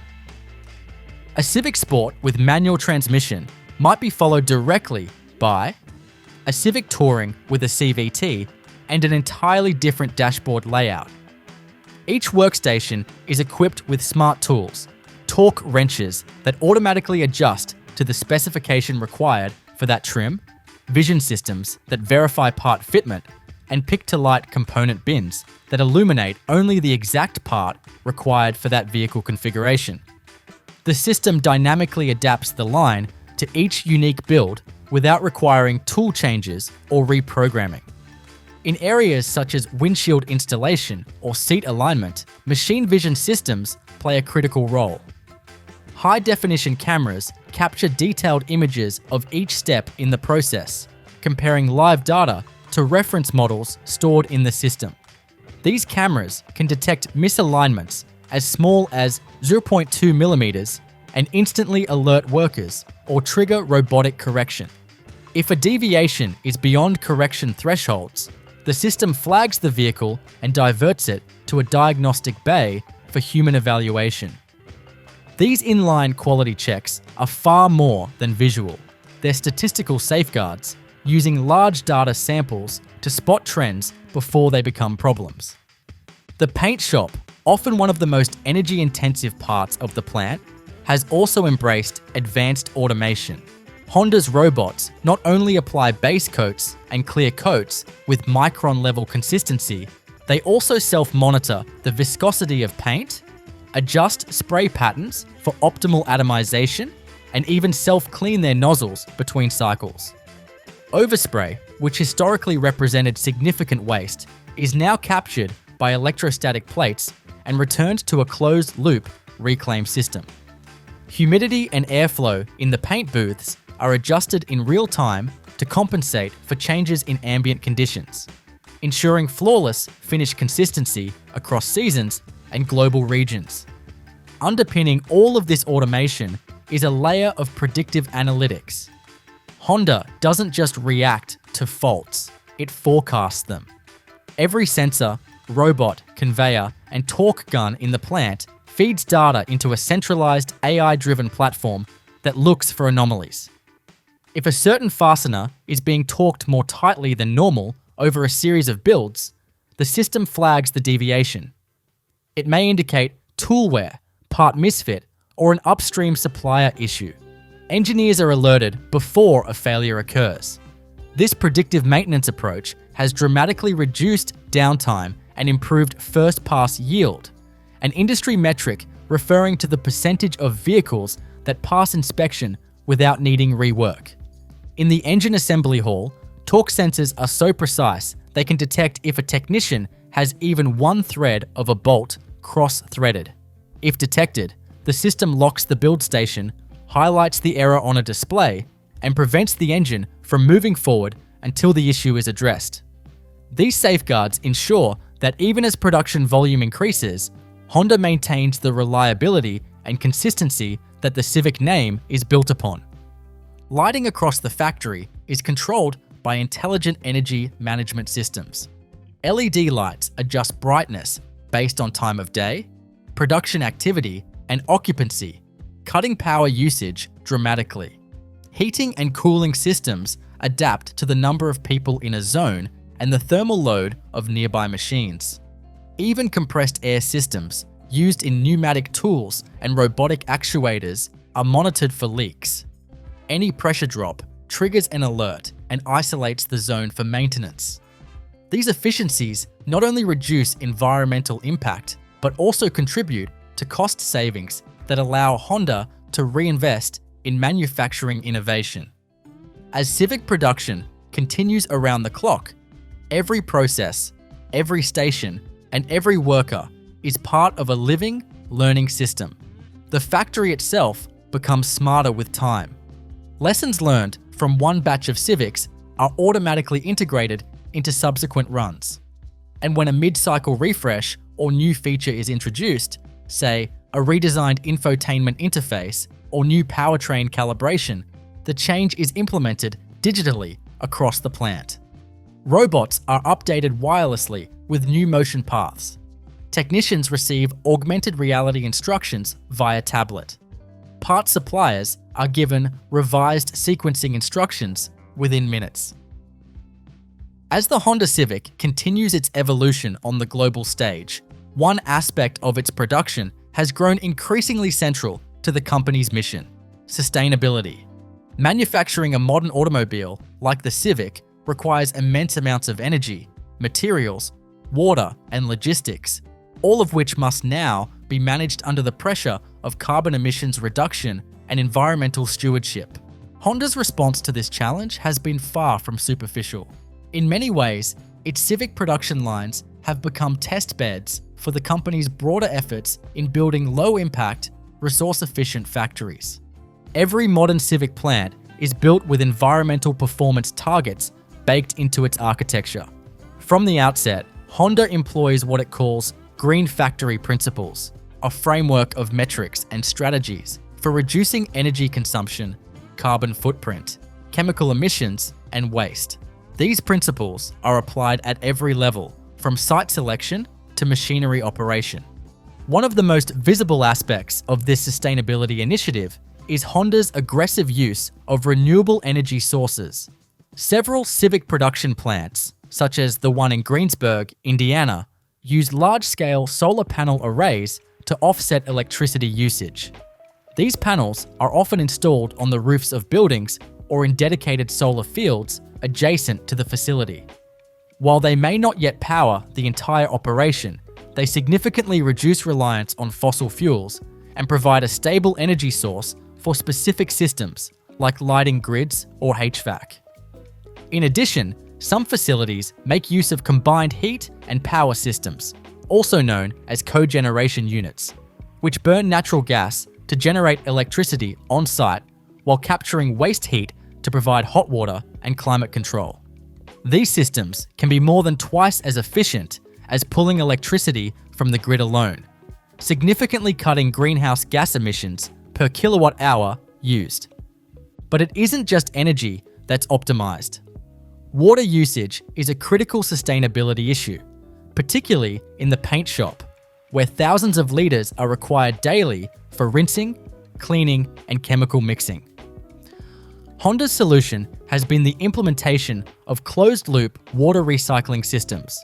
These systems use a mix of ultrafiltration membranes, reverse osmosis, and UV sterilization to clean and recirculate water through the plant. In some factories, as much as 95% of water used in production is reclaimed and reused. The E-Coat dip tanks, for example, are now topped off with recycled water that meets near laboratory-grade purity standards. Chemical usage in painting and metal treatment processes has also been re-engineered. Honda has transitioned many of its surface preparation and cleaning solutions to low VOC and phosphate-free alternatives.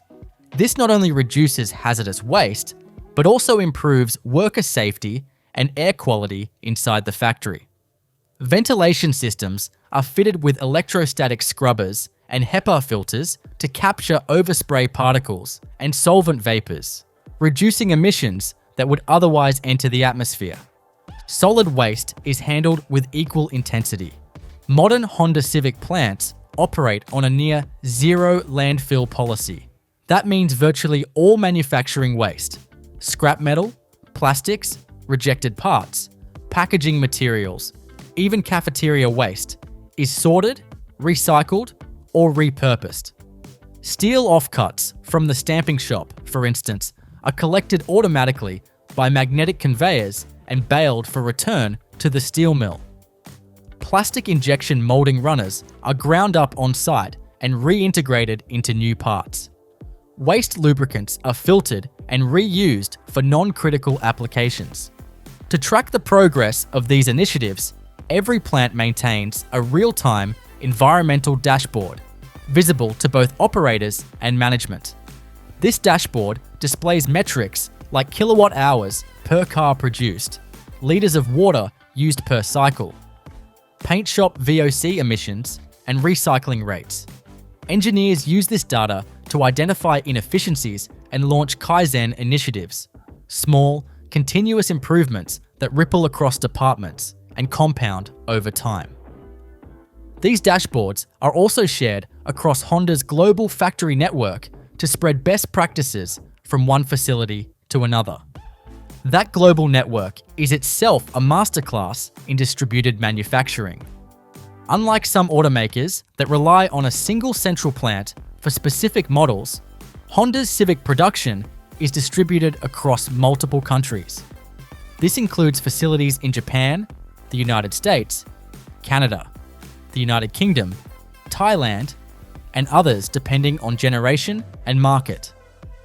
Each of these plants is capable of localized production, a practice where the Civic is manufactured with regional suppliers, regulations, and consumer preferences in mind.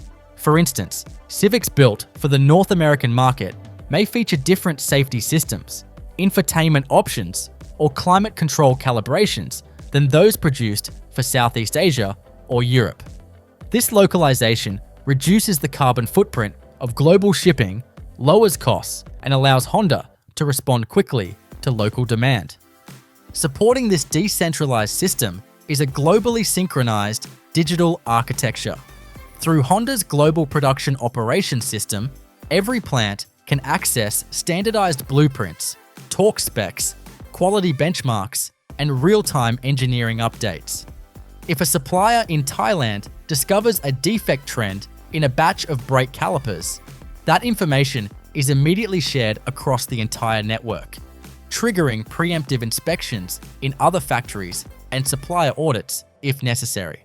It's a powerful example of how data is now just as important as steel in car manufacturing. These global factories are also adapting to accommodate a rising wave of powertrain diversification.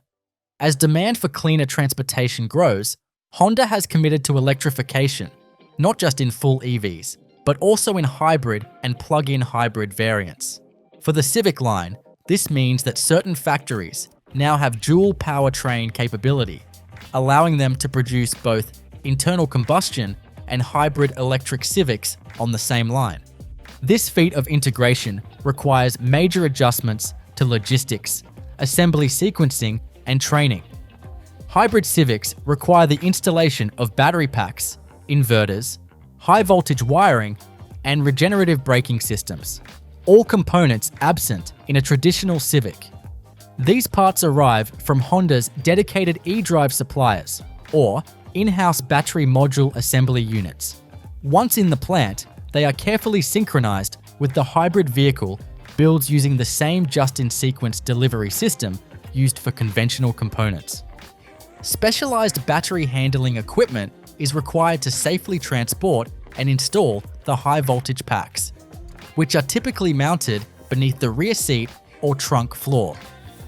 Technicians working in these zones receive additional safety training and wear insulated gloves, tools, and personal protective equipment.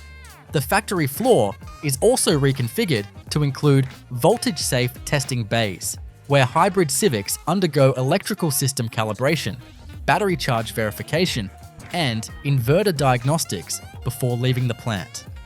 Furthermore, Honda is increasingly experimenting with modular EV production cells, small, independently operable lines dedicated to electric vehicle production.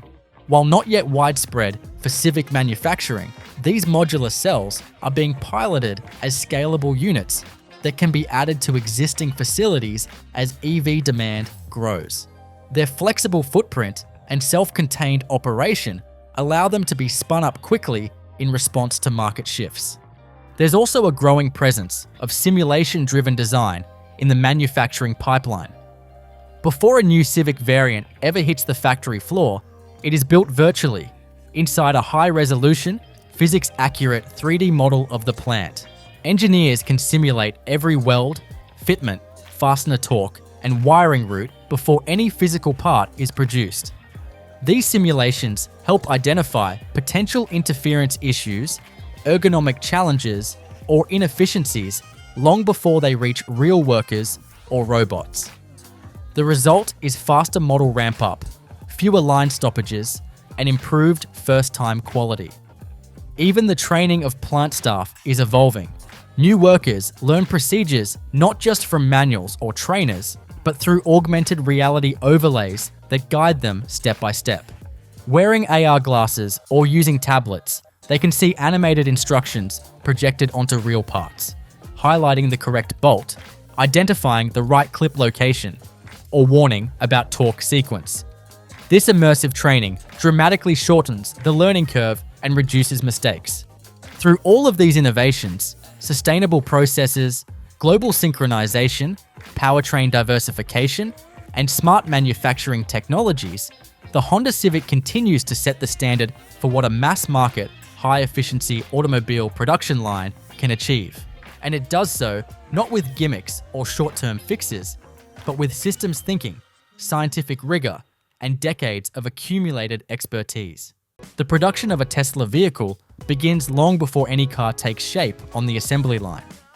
Deep within the vast expanse of a Tesla Gigafactory, a meticulously orchestrated sequence of processes brings together raw materials, robotics, and human ingenuity to transform aluminum, lithium, silicon, and countless other elements into one of the most advanced electric vehicles on the planet. From the first bolt of sheet metal to the final pixel on the touchscreen interface, every component is born of a vision rooted in automation, precision, and sustainability.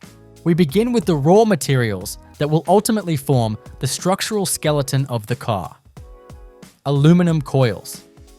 These massive, industrial-grade aluminum rolls are delivered to the stamping facility in pre-cut widths and are carefully inspected for thickness consistency, surface finish, and chemical composition. Tesla predominantly uses high-strength aluminum alloys for many of its structural components due to their lightweight yet durable properties. These alloys are crucial to achieving Tesla's performance goals without sacrificing efficiency or safety. As each coil is unspooled, it is fed into a massive blanking press, a machine capable of cutting large sheets into specific dimensions called blanks. These blanks, often the size of a car door or hood, are prepped for the stamping process, where one of the most visually dramatic parts of the car's creation takes place.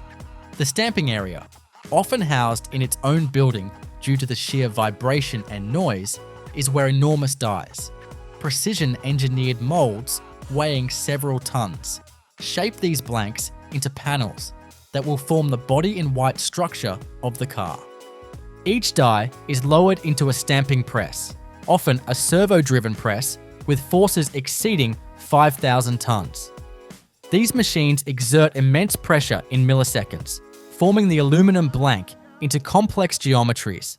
Multiple stages of stamping may be needed for a single panel, including draw, trim, pierce, and flange operations. After stamping, robotic arms lift and transfer the formed panels onto conveyor belts, directing them to a quality inspection zone where laser scanners and human inspectors check for warping, stress marks, or micro cracks. Any deviation from tolerance can compromise fit or function and is promptly rejected or reworked. While the body panels are being shaped, another process begins deep inside the battery cell manufacturing area. Tesla, being vertically integrated, produces many of its own lithium-ion battery cells. Raw materials such as nickel, cobalt, manganese, and lithium carbonate are transported into specialized mixing tanks where they undergo slurry formation. These slurries are spread onto copper and aluminum foils, which are then dried in a vacuum oven to form electrodes. Once the electrodes are prepared, they are calendared, flattened to precise thicknesses, and wound or stacked into cylindrical, pouch, or prismatic cells depending on the vehicle model. Each cell is filled with electrolyte solution and hermetically sealed in a dry room to prevent moisture contamination, which could compromise safety or performance. These cells are then loaded into battery modules using robotic pick-and-place arms, which align and connect the terminals with extreme accuracy. The modules are assembled into packs, which include integrated cooling channels, structural support, and electronic control units. These battery packs will eventually be installed into the vehicle's underbody, providing both power and structural rigidity. Back in the body shop, the stamped aluminum panels are robotically welded and riveted together to form the body in white, the term for the car's skeletal shell before any paint or interior components are added. Tesla employs a combination of laser welding, spot welding, and structural adhesive bonding to fuse panels together with minimal distortion and maximum strength. Hundreds of robotic arms suspended from overhead gantries work in synchronized motion, welding, clamping, positioning, all choreographed with software that can adjust in real time based on tolerances and feedback. Laser scanners constantly monitor joint integrity and positional accuracy, ensuring that each weld is correctly formed and precisely located. The body in white at this stage is a gleaming raw aluminum shell, unpainted but fully formed, with all major exterior panels in place, including doors, hoods, and trunk lids, which are often removed and processed separately for better access and quality control. The next destination for the body is the paint shop, one of the most complex and environmentally controlled areas of the entire factory. Before painting can begin, the aluminum body must undergo a chemical pre-treatment process that removes oils, residues, and impurities. This is achieved by submerging the body in a series of baths, alkaline cleaners, deionized water rinses, and ultimately a zirconium or phosphate-based conversion coating that promotes adhesion and corrosion resistance. After drying in an oven to eliminate residual moisture, the body moves into the electrocoating tank, or e-coat stage. Here, the entire shell is submerged in a bath of electrically charged paint particles, which uniformly coat every crevice and interior cavity, ensuring anti-corrosion protection even in areas never visible to the customer. The body is then baked in a curing oven to harden the coating and prepare it for the next layers of paint. The painting process involves multiple coats: primer, base coat, and clear coat. Each coat is applied in sealed spray booths using high-precision atomizing robots, which follow programmed trajectories to ensure even coverage. Advanced electrostatic spray techniques are used to minimize overspray and improve efficiency. After each coat, the vehicle passes through a series of flash and bake ovens to dry and cure the paint, creating the high-gloss finish Tesla vehicles are known for. Once painting is complete, the body heads to the general assembly area, where it begins to transform from an empty shell into a fully operational vehicle. But before any parts are installed, the body undergoes another round of rigorous inspections. Laser alignment systems, gap and flush measuring tools, and robotic probes verify dimensional consistency across every surface. Any discrepancies are flagged and corrected before proceeding. Simultaneously, thousands of components are arriving from various sub-assembly lines and suppliers, including the interior trim, seats, dashboards, glass, wiring harnesses, and powertrain modules. These parts are delivered using automated guided vehicles, AGVs, that navigate the factory floor using embedded magnetic strips or LiDAR-based systems, ensuring just-in-time delivery with minimal human handling. The interior assembly begins with the installation of wiring harnesses, which are laid throughout the vehicle like a nervous system. These harnesses, containing kilometers of wire, are clipped into designated paths along the floor, pillars, and roof. Robots and human technicians work together, ensuring connectors are correctly routed and terminals are securely fastened. Next, the HVAC components, dashboard structure, and infotainment systems are installed, followed by airbags, sound insulation, and seat frames. At each step, torque-controlled tools and digital confirmation systems ensure that every fastener meets the required specification. The vehicle's panoramic glass roof, a signature element of Tesla's design language, is then lowered into place using vacuum suction lifters and laser-guided alignment tools. A two-part adhesive is applied by robotic nozzles to create a watertight seal. The doors, previously processed separately, are reattached and calibrated to ensure perfect alignment and smooth operation. Tesla's frameless door design and automatic opening features require particularly tight tolerances and sensor calibration. With the interior taking shape, the vehicle proceeds to powertrain integration, where the battery pack, assembled and tested in a parallel process, is lifted by robotic jigs and bolted into the vehicle's underbody using a sequence of torque-controlled actuators. The drive units, whether dual or tri-motor, are then installed onto the front and rear subframes, connected via suspension arms and motor mounts that are pre-aligned using precision fixtures.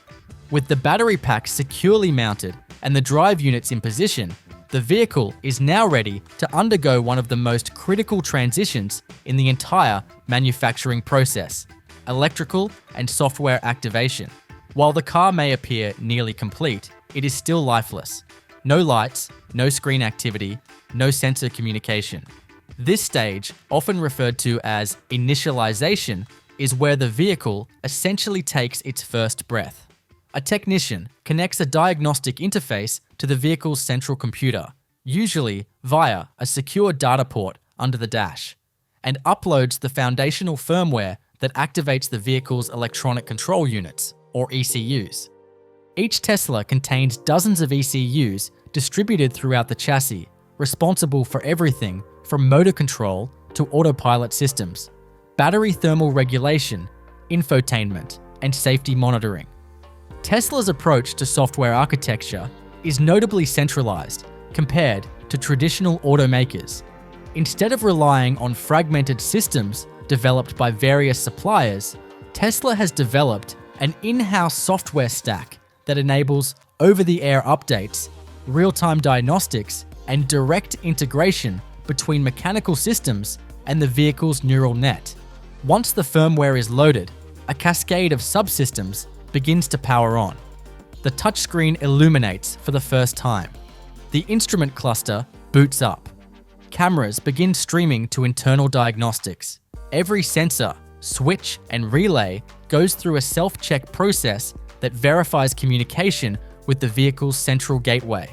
Any issues, such as a disconnected wire, a miscalibrated radar unit, or a sensor failure, are immediately logged for remediation.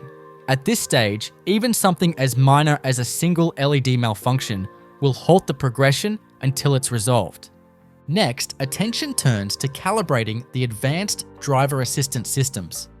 Tesla's autopilot suite relies heavily on an array of forward, rear, and side-facing cameras, ultrasonic sensors, and radar or LiDAR, depending on the model and hardware iteration. These units must be precisely aligned within the bodywork to ensure accurate environmental perception. Calibration is not just mechanical, but also algorithmic. As the vehicle is rolled into a controlled calibration zone, a series of reference panels, patterns, and 3D markers are placed around the car. Cameras are activated, and software compares live imaging data against known coordinates to fine-tune the visual input. The system will not pass if even a single camera is slightly skewed or obstructed. Following this, the wheels and tires are mounted, another process where automation and precision intersect. Each wheel assembly, comprising the tire, alloy rim, TPMS sensor, and balancing weights, is prepared in an adjacent sub-assembly cell. Robotic arms select the correct wheel variant depending on trim level and mount it onto the vehicle's wheel hub using torque-monitored tools. Once installed, the wheels are not yet fully ready for the road. They must be aligned. Wheel alignment takes place on a dedicated platform, where laser or camera-based alignment tools measure caster, camber, and toe angles in real time. Adjustments are made on the spot using robotic wrenches that turn suspension bolts until readings fall within micrometer level tolerances. Proper alignment is vital not only for performance and safety, but also for autopilot accuracy, as steering bias or drift could interfere with the vehicle's self-driving capabilities. Now we arrive at one of the most impressive parts of Tesla's assembly process: final assembly verification and end-of-line testing. This begins with a full-body water intrusion test. The completed vehicle is driven, or in some cases, automatically transported, into a sealed chamber known as the water test booth. High-pressure nozzles blast the car from all directions, simulating rain, puddle splashes, and pressure washing. Sensors inside the cabin monitor for even the slightest moisture intrusion. Any leak, even a trace around the door seals or underbody joints, results in a stop and targeted repair. Once the vehicle passes the water test, it moves into dynamic testing. But before that can begin, it must first pass a rolling road diagnostic check. The vehicle is positioned on a set of rollers that simulate driving conditions. Here, Tesla technicians run through a wide range of operational checks. Motor response is tested across a variety of simulated terrain profiles. Regenerative braking systems are evaluated to confirm energy recovery rates match expected values. HVAC systems are activated to check for proper airflow, temperature regulation, and acoustic performance. Inside the cabin, the touchscreen interface undergoes a systems integrity test. Each menu, function, and button is activated in sequence. The infotainment system is tested for connectivity to Tesla's software servers. Navigation modules are initialized. Bluetooth and Wi-Fi antennas are pinged. Microphones and speakers are checked for distortion or static. The cabin camera, located near the rearview mirror, is tested for focus and response to light changes. The glove box, front latch, trunk motors, and window regulators are also checked for proper operation and speed. After static diagnostics, the vehicle is finally ready for its low-speed dynamic test. On-site test tracks, usually located adjacent to or within the Gigafactory premises, allow each vehicle to undergo a short but comprehensive road test. The driver is usually a trained Tesla technician who runs the car through a prescribed routine: acceleration from 0 to moderate speeds, emergency braking, tight cornering, and high-speed lane changes. This test evaluates suspension response, noise levels, steering feel, and drivetrain behavior under real load conditions. The vehicle's software continues to log performance data throughout the drive, flagging any anomalies. After returning from the test track, the car enters the final visual inspection area. Here, a team of human inspectors armed with light panels, bore scopes, and digital checklists reviews every visible surface inside and out. Paint quality is scrutinized for orange peel texture, swirl marks, or dust nibs. Panel gaps are measured by hand and with laser gauges. The interior is inspected for material alignment, stitching accuracy, and uniform texture. Every single button, vent, trim piece, and fixture is physically touched and verified. If the vehicle passes this multi-layered gauntlet of inspections, it moves into what's known as pack out, the final preparation area before shipment. Here, the car receives its VIN label, ownership documentation, and destination configuration. This is where region-specific software settings, navigation maps, and language preferences are loaded. The final battery charge is administered, usually to around 90%, before the vehicle is powered down and prepared for transport. Each Tesla is now ready to leave the factory, but even this step is a study in logistical precision. Automated systems coordinate the movement of completed vehicles from the final inspection bay to outbound logistics. Depending on destination, the vehicle may be loaded onto a covered railcar, placed into a secure car carrier or transferred to a nearby delivery hub. RFID tags embedded in the vehicle identify it to tracking systems that monitor its journey to the customer. It is important to note that Tesla's manufacturing ethos is grounded in continuous improvement. Unlike traditional automakers that rely on annual model cycles, Tesla frequently changes its assembly lines in real time, updating hardware or processes based on production learnings, user feedback, and software improvements. This philosophy means that even within the same week, two identical models may have subtle differences in componentry, firmware version, or assembly methods.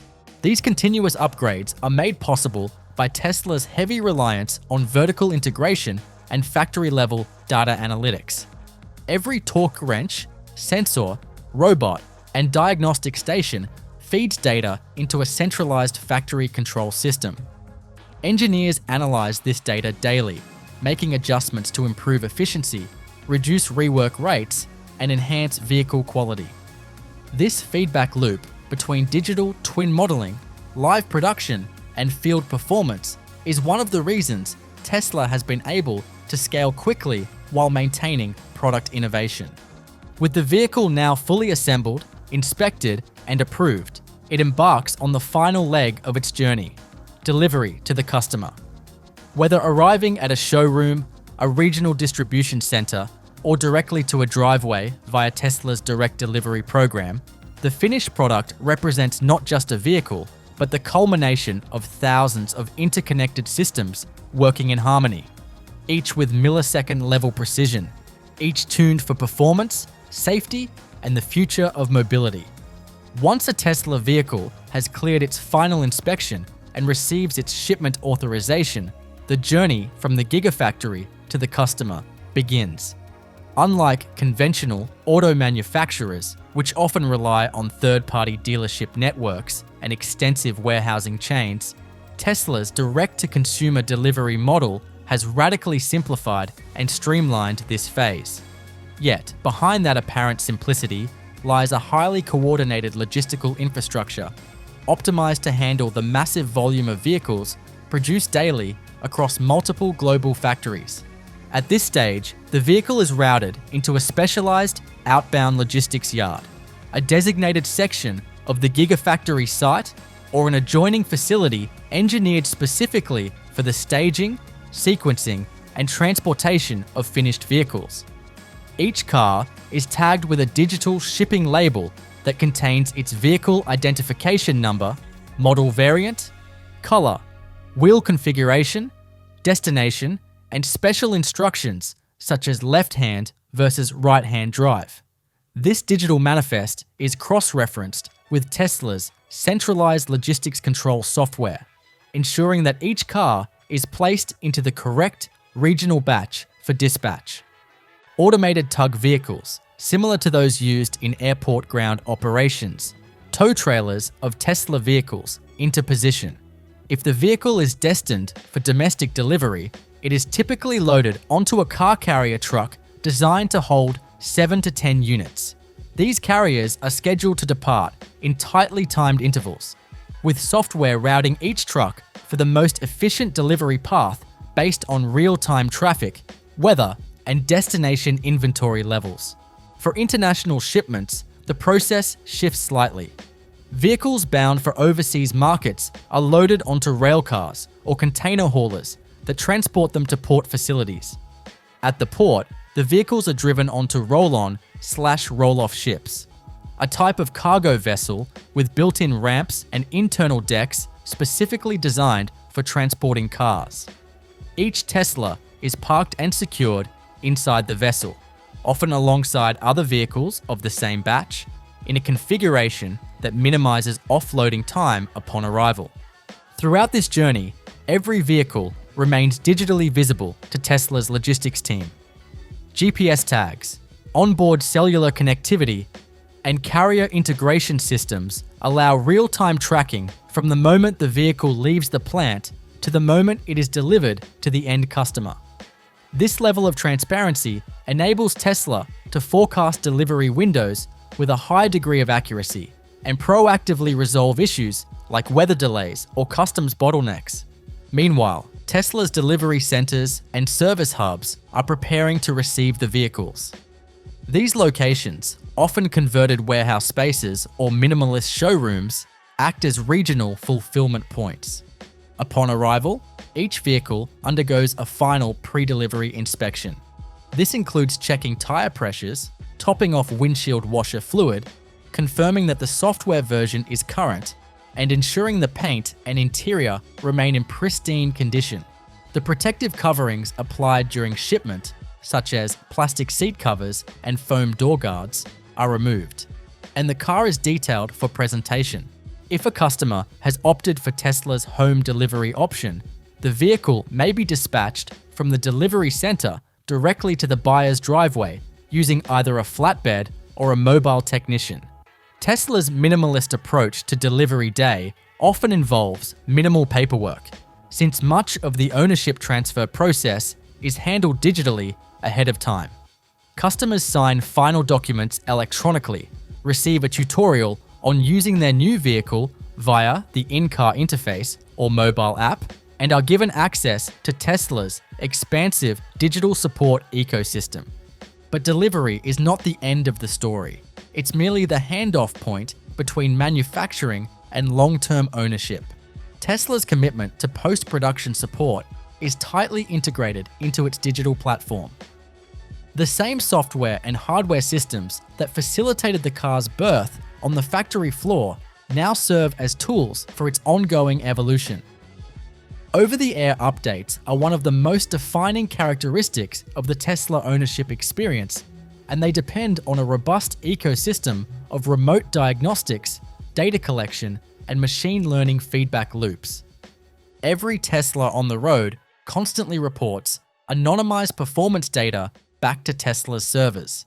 This includes battery health, motor efficiency, navigation anomalies, autopilot behavior, sensor readings, and even software bugs. Engineers at Tesla's headquarters use this data to refine algorithms, push updates to correct inefficiencies, and enhance safety features, all without the owner needing to visit a service center. This dynamic software lifecycle, enabled by the tightly coupled manufacturing and software teams, makes Tesla vehicles unique in their ability to improve long after leaving the factory. Meanwhile, Tesla's service infrastructure continues to grow alongside its production volume. Instead of relying entirely on traditional service centers, Tesla employs a mobile service strategy wherever possible.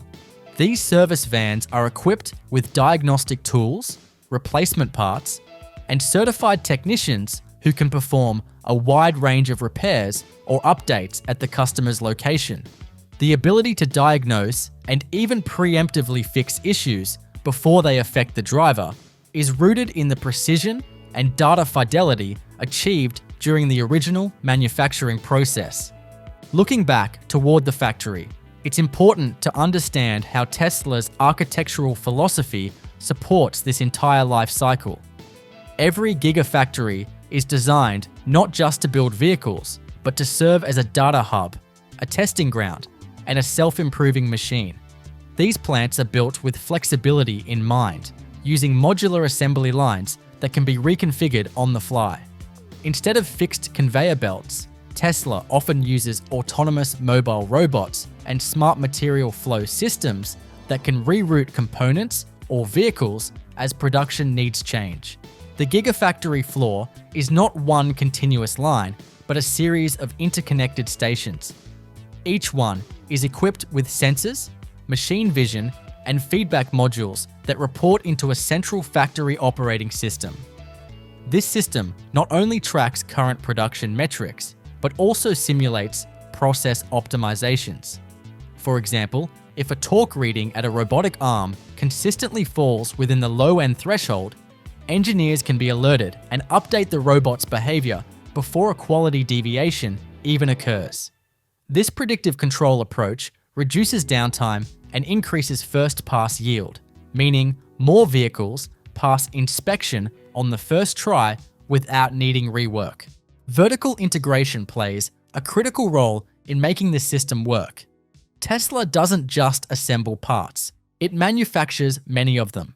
From battery cells to electric motors, from infotainment chips to firmware code, Tesla has brought traditionally outsourced operations in-house. This reduces dependency on suppliers, shortens feedback loops, and allows the company to innovate rapidly. For instance, if a new battery chemistry is developed in Tesla's R&D lab, pilot-scale production can begin almost immediately within a section of the existing Gigafactory, without the need for third-party approval or infrastructure overhaul. Even Tesla's supply chain reflects this philosophy of speed, control, and adaptability. Critical materials like lithium, nickel, and cobalt are sourced through long-term contracts with mining operations. And in some cases, Tesla has invested directly in extraction or refinement operations. These materials are routed directly to gigafactories or regional production hubs, bypassing many of the bottlenecks that affect traditional automakers who rely on complex supplier tiers and international freight forwarding. This system is further enhanced by Tesla's real-time digital twin architecture, a virtual replica of the entire manufacturing process.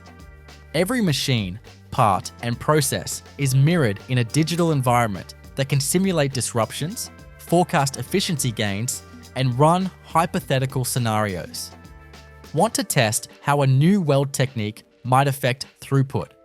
The digital twin can simulate that change in minutes, allowing engineers to make data-backed decisions that translate directly into physical adjustments. Through all of these layers, physical infrastructure, software integration, vertical manufacturing, and delivery logistics, Tesla has redefined what modern automotive production looks like. It's not just about building cars, it's about building a system that builds itself smarter with every iteration. Every vehicle produced feeds data back into this system. Every manufacturing anomaly becomes a learning opportunity. Every software update enhances not just the product, but the factory's ability to produce the next one even better. What this means is that the Gigafactory isn't a static building. It's a living organism, a self-correcting, self-improving entity designed not only to produce cars, but to redefine what a car even is in the age of autonomy, electrification, and artificial intelligence. And at the center of this vision lies a carefully choreographed dance of machinery, people, data, and innovation, all working in harmony to create not just a vehicle, but a new standard for the global auto industry. Inside a Tesla Gigafactory, perhaps the most mesmerizing and defining visual is the near-symphonic choreography of robots working in harmony. Tesla employs tens of thousands of industrial robots across its global facilities, many sourced from automation giants like KUKA and FANUC, and many others developed in-house. But these aren't the slow, single-arm welders of traditional auto plants. These are high-speed, multi-axis machines operating in tightly coordinated clusters that resemble mechanical dance troupes, fast, precise, and relentlessly efficient. The bulk of these robots are deployed in the body shop, where raw stamped panels are joined to form the body in white. Here, multiple robot arms work within inches of one another, one positioning a panel, another applying structural adhesive, and a third completing a weld, without ever colliding. This level of spatial awareness is made possible by a digital supervisory system that orchestrates each motion path in microseconds. Each robot is fitted with a suite of sensors, including force feedback, proximity detectors, and sometimes even cameras, allowing them to adapt slightly if a panel is marginally misaligned or a weld point needs micro-adjustment. In many production cells, Tesla has implemented what are known as friction stir welding units, robots capable of joining aluminum panels without melting them. This technique, originally developed for aerospace manufacturing, uses a high-speed rotating tool that generates frictional heat to soften and fuse materials without introducing impurities or thermal distortion. It results in stronger joints and is especially effective for joining thick battery pack casings or high-stress structural nodes. But Tesla's automation does not end at the mechanical level. Surrounding the physical robots is a vast digital control infrastructure powered by machine learning algorithms that analyze every torque value, weld voltage, and robot movement. These systems compare every single action against historical data to identify patterns that may indicate future faults. For example, if a particular welding arm shows a slight uptick in motion latency or current draw, the system can schedule predictive maintenance before a full failure occurs. This predictive maintenance loop dramatically increases uptime and reduces unexpected halts in the production line. Complementing this robotic workforce is a carefully integrated human team. Contrary to the misconception that gigafactories are purely robotic, Tesla maintains a robust human workforce in areas where judgment, dexterity, or problem solving are still superior to automation. For instance, interior trim installation, particularly tasks involving soft materials like Alcantara, stitched leather, or delicate wiring, still relies on trained technicians who can feel for correct tension, align materials by eye, and make subtle corrections during fitment. Human workers are also essential during final inspection, dynamic testing, and exception handling. If a part doesn't meet specifications, or if a software glitch prevents a subsystem from booting, it's often a human specialist who diagnoses and resolves the issue. These employees are equipped with digital tablets linked to Tesla's internal manufacturing cloud. They receive live data feeds from the vehicle's onboard sensors and can pull up schematics, tolerances, and previous production history in seconds. Every fix they apply, every note they enter, becomes part of that car's digital footprint, a log that follows it forever, even into post-sale diagnostics. Tesla's approach to worker efficiency is also shaped by ergonomic engineering and cognitive load optimization. Workstations are designed to reduce repetitive strain injuries with tool arms that balance heavy equipment and lift assists for placing components.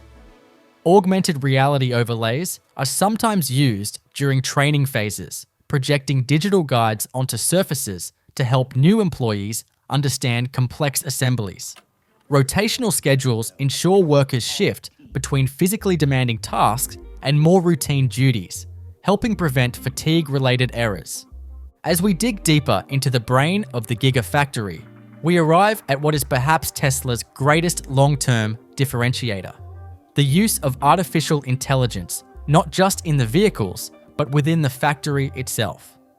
Tesla doesn't merely automate individual machines, it trains its factories to optimize themselves.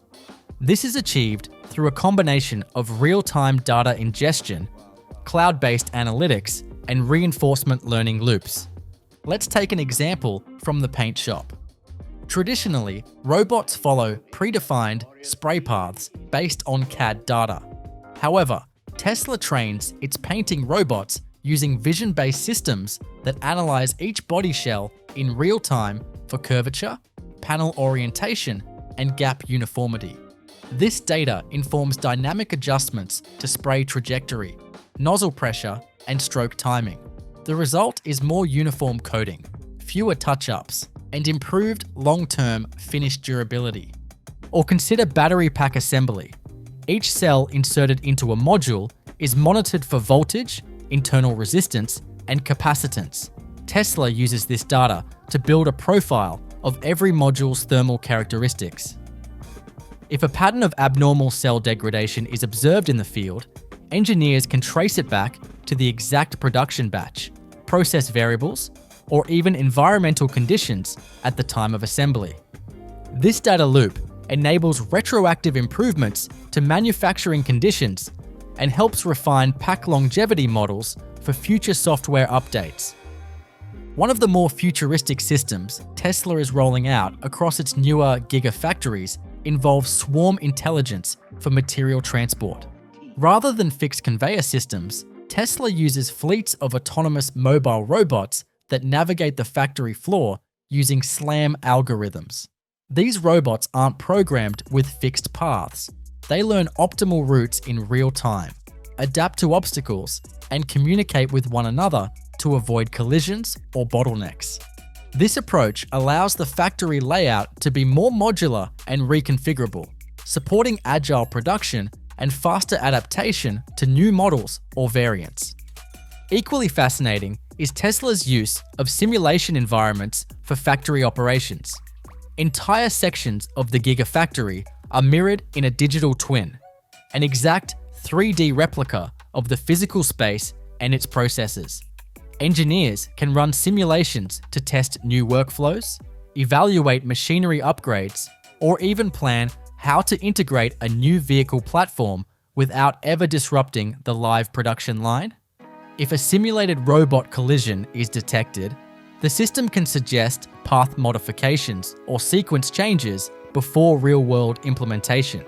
This same philosophy extends to Tesla's use of custom silicon chips. While best known for its full self-driving computer, Tesla also designs specialized hardware for internal factory use. These include image recognition chips optimized for high-speed defect detection, edge computing units for data processing at the machine level, and embedded control systems that allow more precise energy regulation in welding and curing ovens. This level of hardware customization provides Tesla with granular control over quality, energy efficiency, and process speed. Another compelling layer of Tesla's factory evolution involves environmental engineering. Every Gigafactory is designed with sustainability as a core tenet. Rooftop solar arrays, on-site water recycling systems, and battery-powered internal logistics vehicles are just some of the components contributing to closed-loop manufacturing. The energy used to produce each Tesla vehicle is increasingly being sourced from renewable systems within the facility itself, dramatically lowering life-cycle carbon emissions. Tesla's focus on vertical integration again becomes critical here. When energy systems, battery chemistry, robotics, and software all originate from the same corporate ecosystem, coordination becomes exponentially easier. Design tweaks to the battery casing, for example, can immediately inform changes to the casting molds, welding fixtures, or software-based thermal models, without the friction of cross-company coordination. Perhaps the most emblematic symbol of this holistic integration is Tesla's gigacasting machines. These are among the most powerful aluminum die casting machines in the world, capable of creating entire underbody sections as a single solid piece. These machines, designed in partnership with Adidra, reduce the number of parts in the vehicle's chassis from hundreds to just a few, eliminating fasteners, reducing weight, and improving crash performance. Integrating such massive components into the production line requires not just physical reconfiguration, but software integration, supply chain alignment, and real-time QC adaptation, all of which Tesla is uniquely positioned to manage in-house.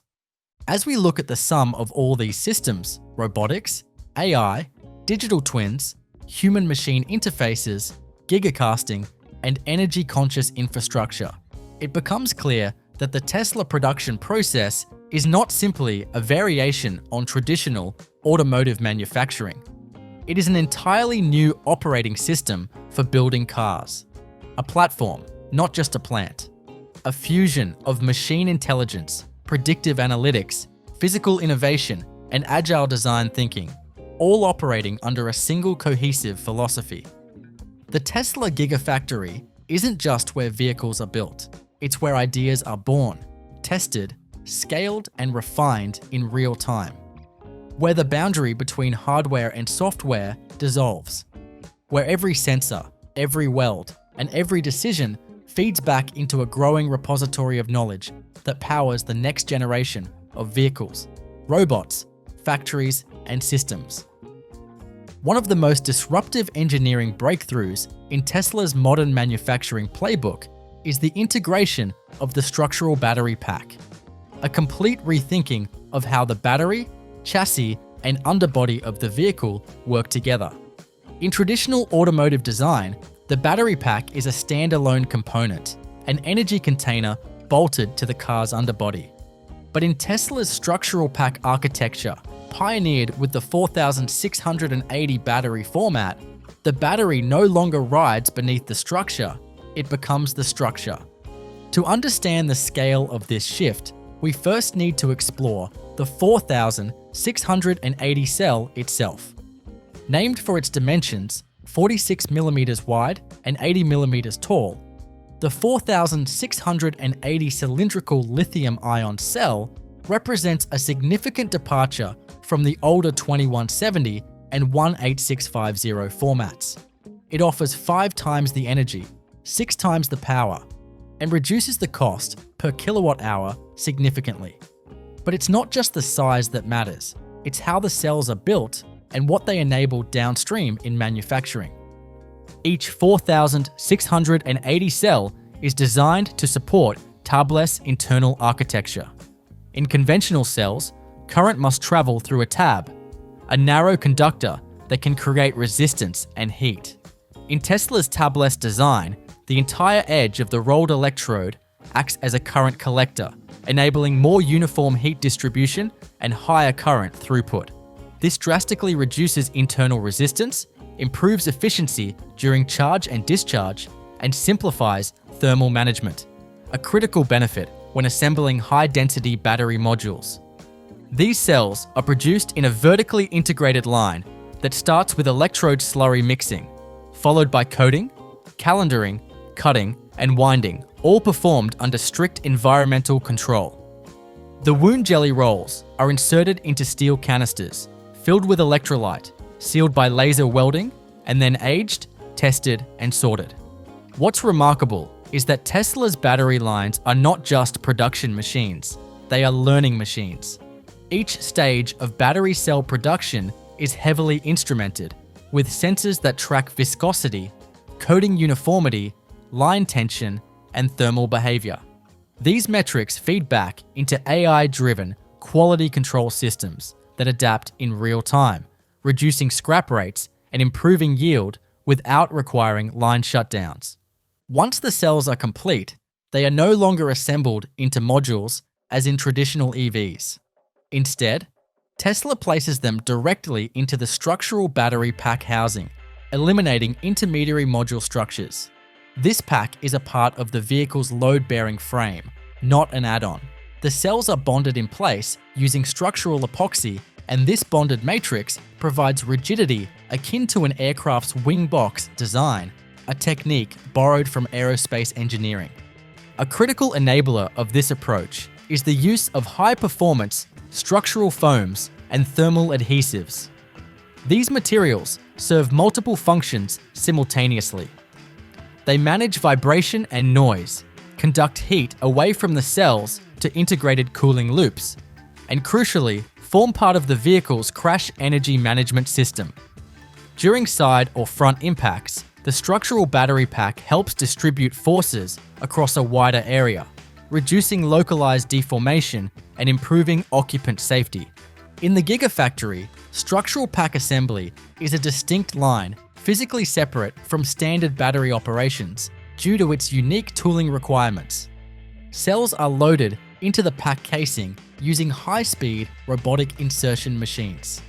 Adhesive dispensing systems apply precisely metered quantities of 2-part epoxy at high pressure. Once cells are in place, the entire structure is cured in massive industrial ovens that bring the adhesive to full mechanical strength. After cooling, the pack undergoes precision machining to create interfaces for the drive unit, seat mounts, and body attachment points. What results is not just a battery, it's a central element of the vehicle's physical frame. The top of the pack often serves as the interior floor of the cabin. The bottom, reinforced by ribbed aluminum or composite materials, acts as the underbody and aerodynamic tray. By combining energy storage, structural support, and crash safety into a single unit, Tesla eliminates dozens of separate components, reducing mass, simplifying manufacturing, and slashing costs. Now, integrate this with another innovation, gigacasting. Tesla's use of giant aluminum die casting machines to form the front and rear underbody sections of its vehicles is nothing short of revolutionary. These Idura Giga Press machines, weighing over 400 tons and applying clamping forces in the range of 6,000 to 9,000 tons, can create entire frame sections as a single cast. Instead of welding together hundreds of stamped components, Tesla now forms massive structural elements in one shot, lighter, stiffer, and far faster to produce. When the front and rear castings are combined with the central structural battery pack, Tesla essentially builds the entire underbody of a vehicle using just 3 large parts. These unibody trios replace what was once over 300 parts in older chassis architectures. This not only reduces complexity and assembly time, but also minimizes the number of suppliers, welds, fixtures, and potential quality defects. Each casting is inspected via X-ray and ultrasonic imaging to detect porosity, cracks, or incomplete fills. Any anomalies are rejected and remelted, maintaining a closed-loop aluminum recycling system. This radical simplification also redefines how the rest of the car is built. Traditional automotive factories are organized around a highly linear body-in-white process, frame construction, then floor pan, then underbody integration. Tesla's method is more like assembling a modular aircraft, where large sub-assemblies are brought together at fewer, more tightly controlled junctions. This allows Tesla to create more compact factories with faster cycle times and fewer workers per unit produced, metrics that directly impact capital efficiency and return on investment. To support these next-generation designs, Tesla continues to invest heavily in materials science research, much of it focused on high-strength aluminum alloys, advanced polymers, and die-casting feedstock refinement. The development of proprietary aluminum alloys that combine excellent flow characteristics in casting with high tensile strength post-treatment is a crucial part of making gigacasting work. These alloys must cool evenly, avoid brittleness, and withstand both crash loads and environmental exposure over time. In parallel, Tesla is exploring dry electrode manufacturing for future battery lines, a technique that eliminates the solvent-heavy coating and drying stages currently used in electrode production. Dry electrodes can be applied directly to the current collector using pressure and heat, significantly reducing energy consumption, production footprint, and cost. This aligns with Tesla's vision for more sustainable, vertically integrated gigafactories, ones that consume fewer resources per gigawatt hour and can be rapidly scaled in new geographies. Indeed, Tesla's goal is not just to build more cars, it's to scale manufacturing like a technology company, not an industrial one. This means shorter ramp-up times, smaller capital expenditures per unit of output, and a globally unified software-hardware stack that can be deployed anywhere in the world with minimal localization. Future gigafactories, like those planned in Mexico and India, are being designed with these structural pack and casting concepts at their core, meaning they won't just produce the next generation of Tesla vehicles, they will be born already optimized for speed, simplicity, and flexibility. This systems thinking extends even further into factory floor layout and material flow logistics. With fewer total parts, Tesla can implement straighter, more continuous material pathways, reducing the need for kitting, buffering, and material staging. Instead of having dozens of sub-assembly lines feeding hundreds of components, Tesla can deliver entire modules, like castings or packs, straight to the marriage station, where the vehicle begins to take its final form. This layout change reduces floor space, lowers error rates, and improves throughput. It also allows for greater software simulation of factory dynamics. When each vehicle only passes through 30 or 40 production cells, rather than 200 or 300, it becomes computationally feasible to simulate the entire factory in real time. AI-based systems can then test flow changes, balance labor loads, and reroute production if a bottleneck emerges, all before any change is implemented on the floor. The result is a self-learning, self-optimizing factory capable of adapting to demand shifts, supplier disruptions, or design updates faster than legacy automakers can retool a single line. All of this innovation, structural batteries, 4,680 cells, gigacasting, and software-first factories converges into a clear strategic objective: build more cars, better and faster, with fewer people and lower capital costs per unit. It's not about squeezing the last drop of efficiency from legacy systems. It's about replacing those systems entirely.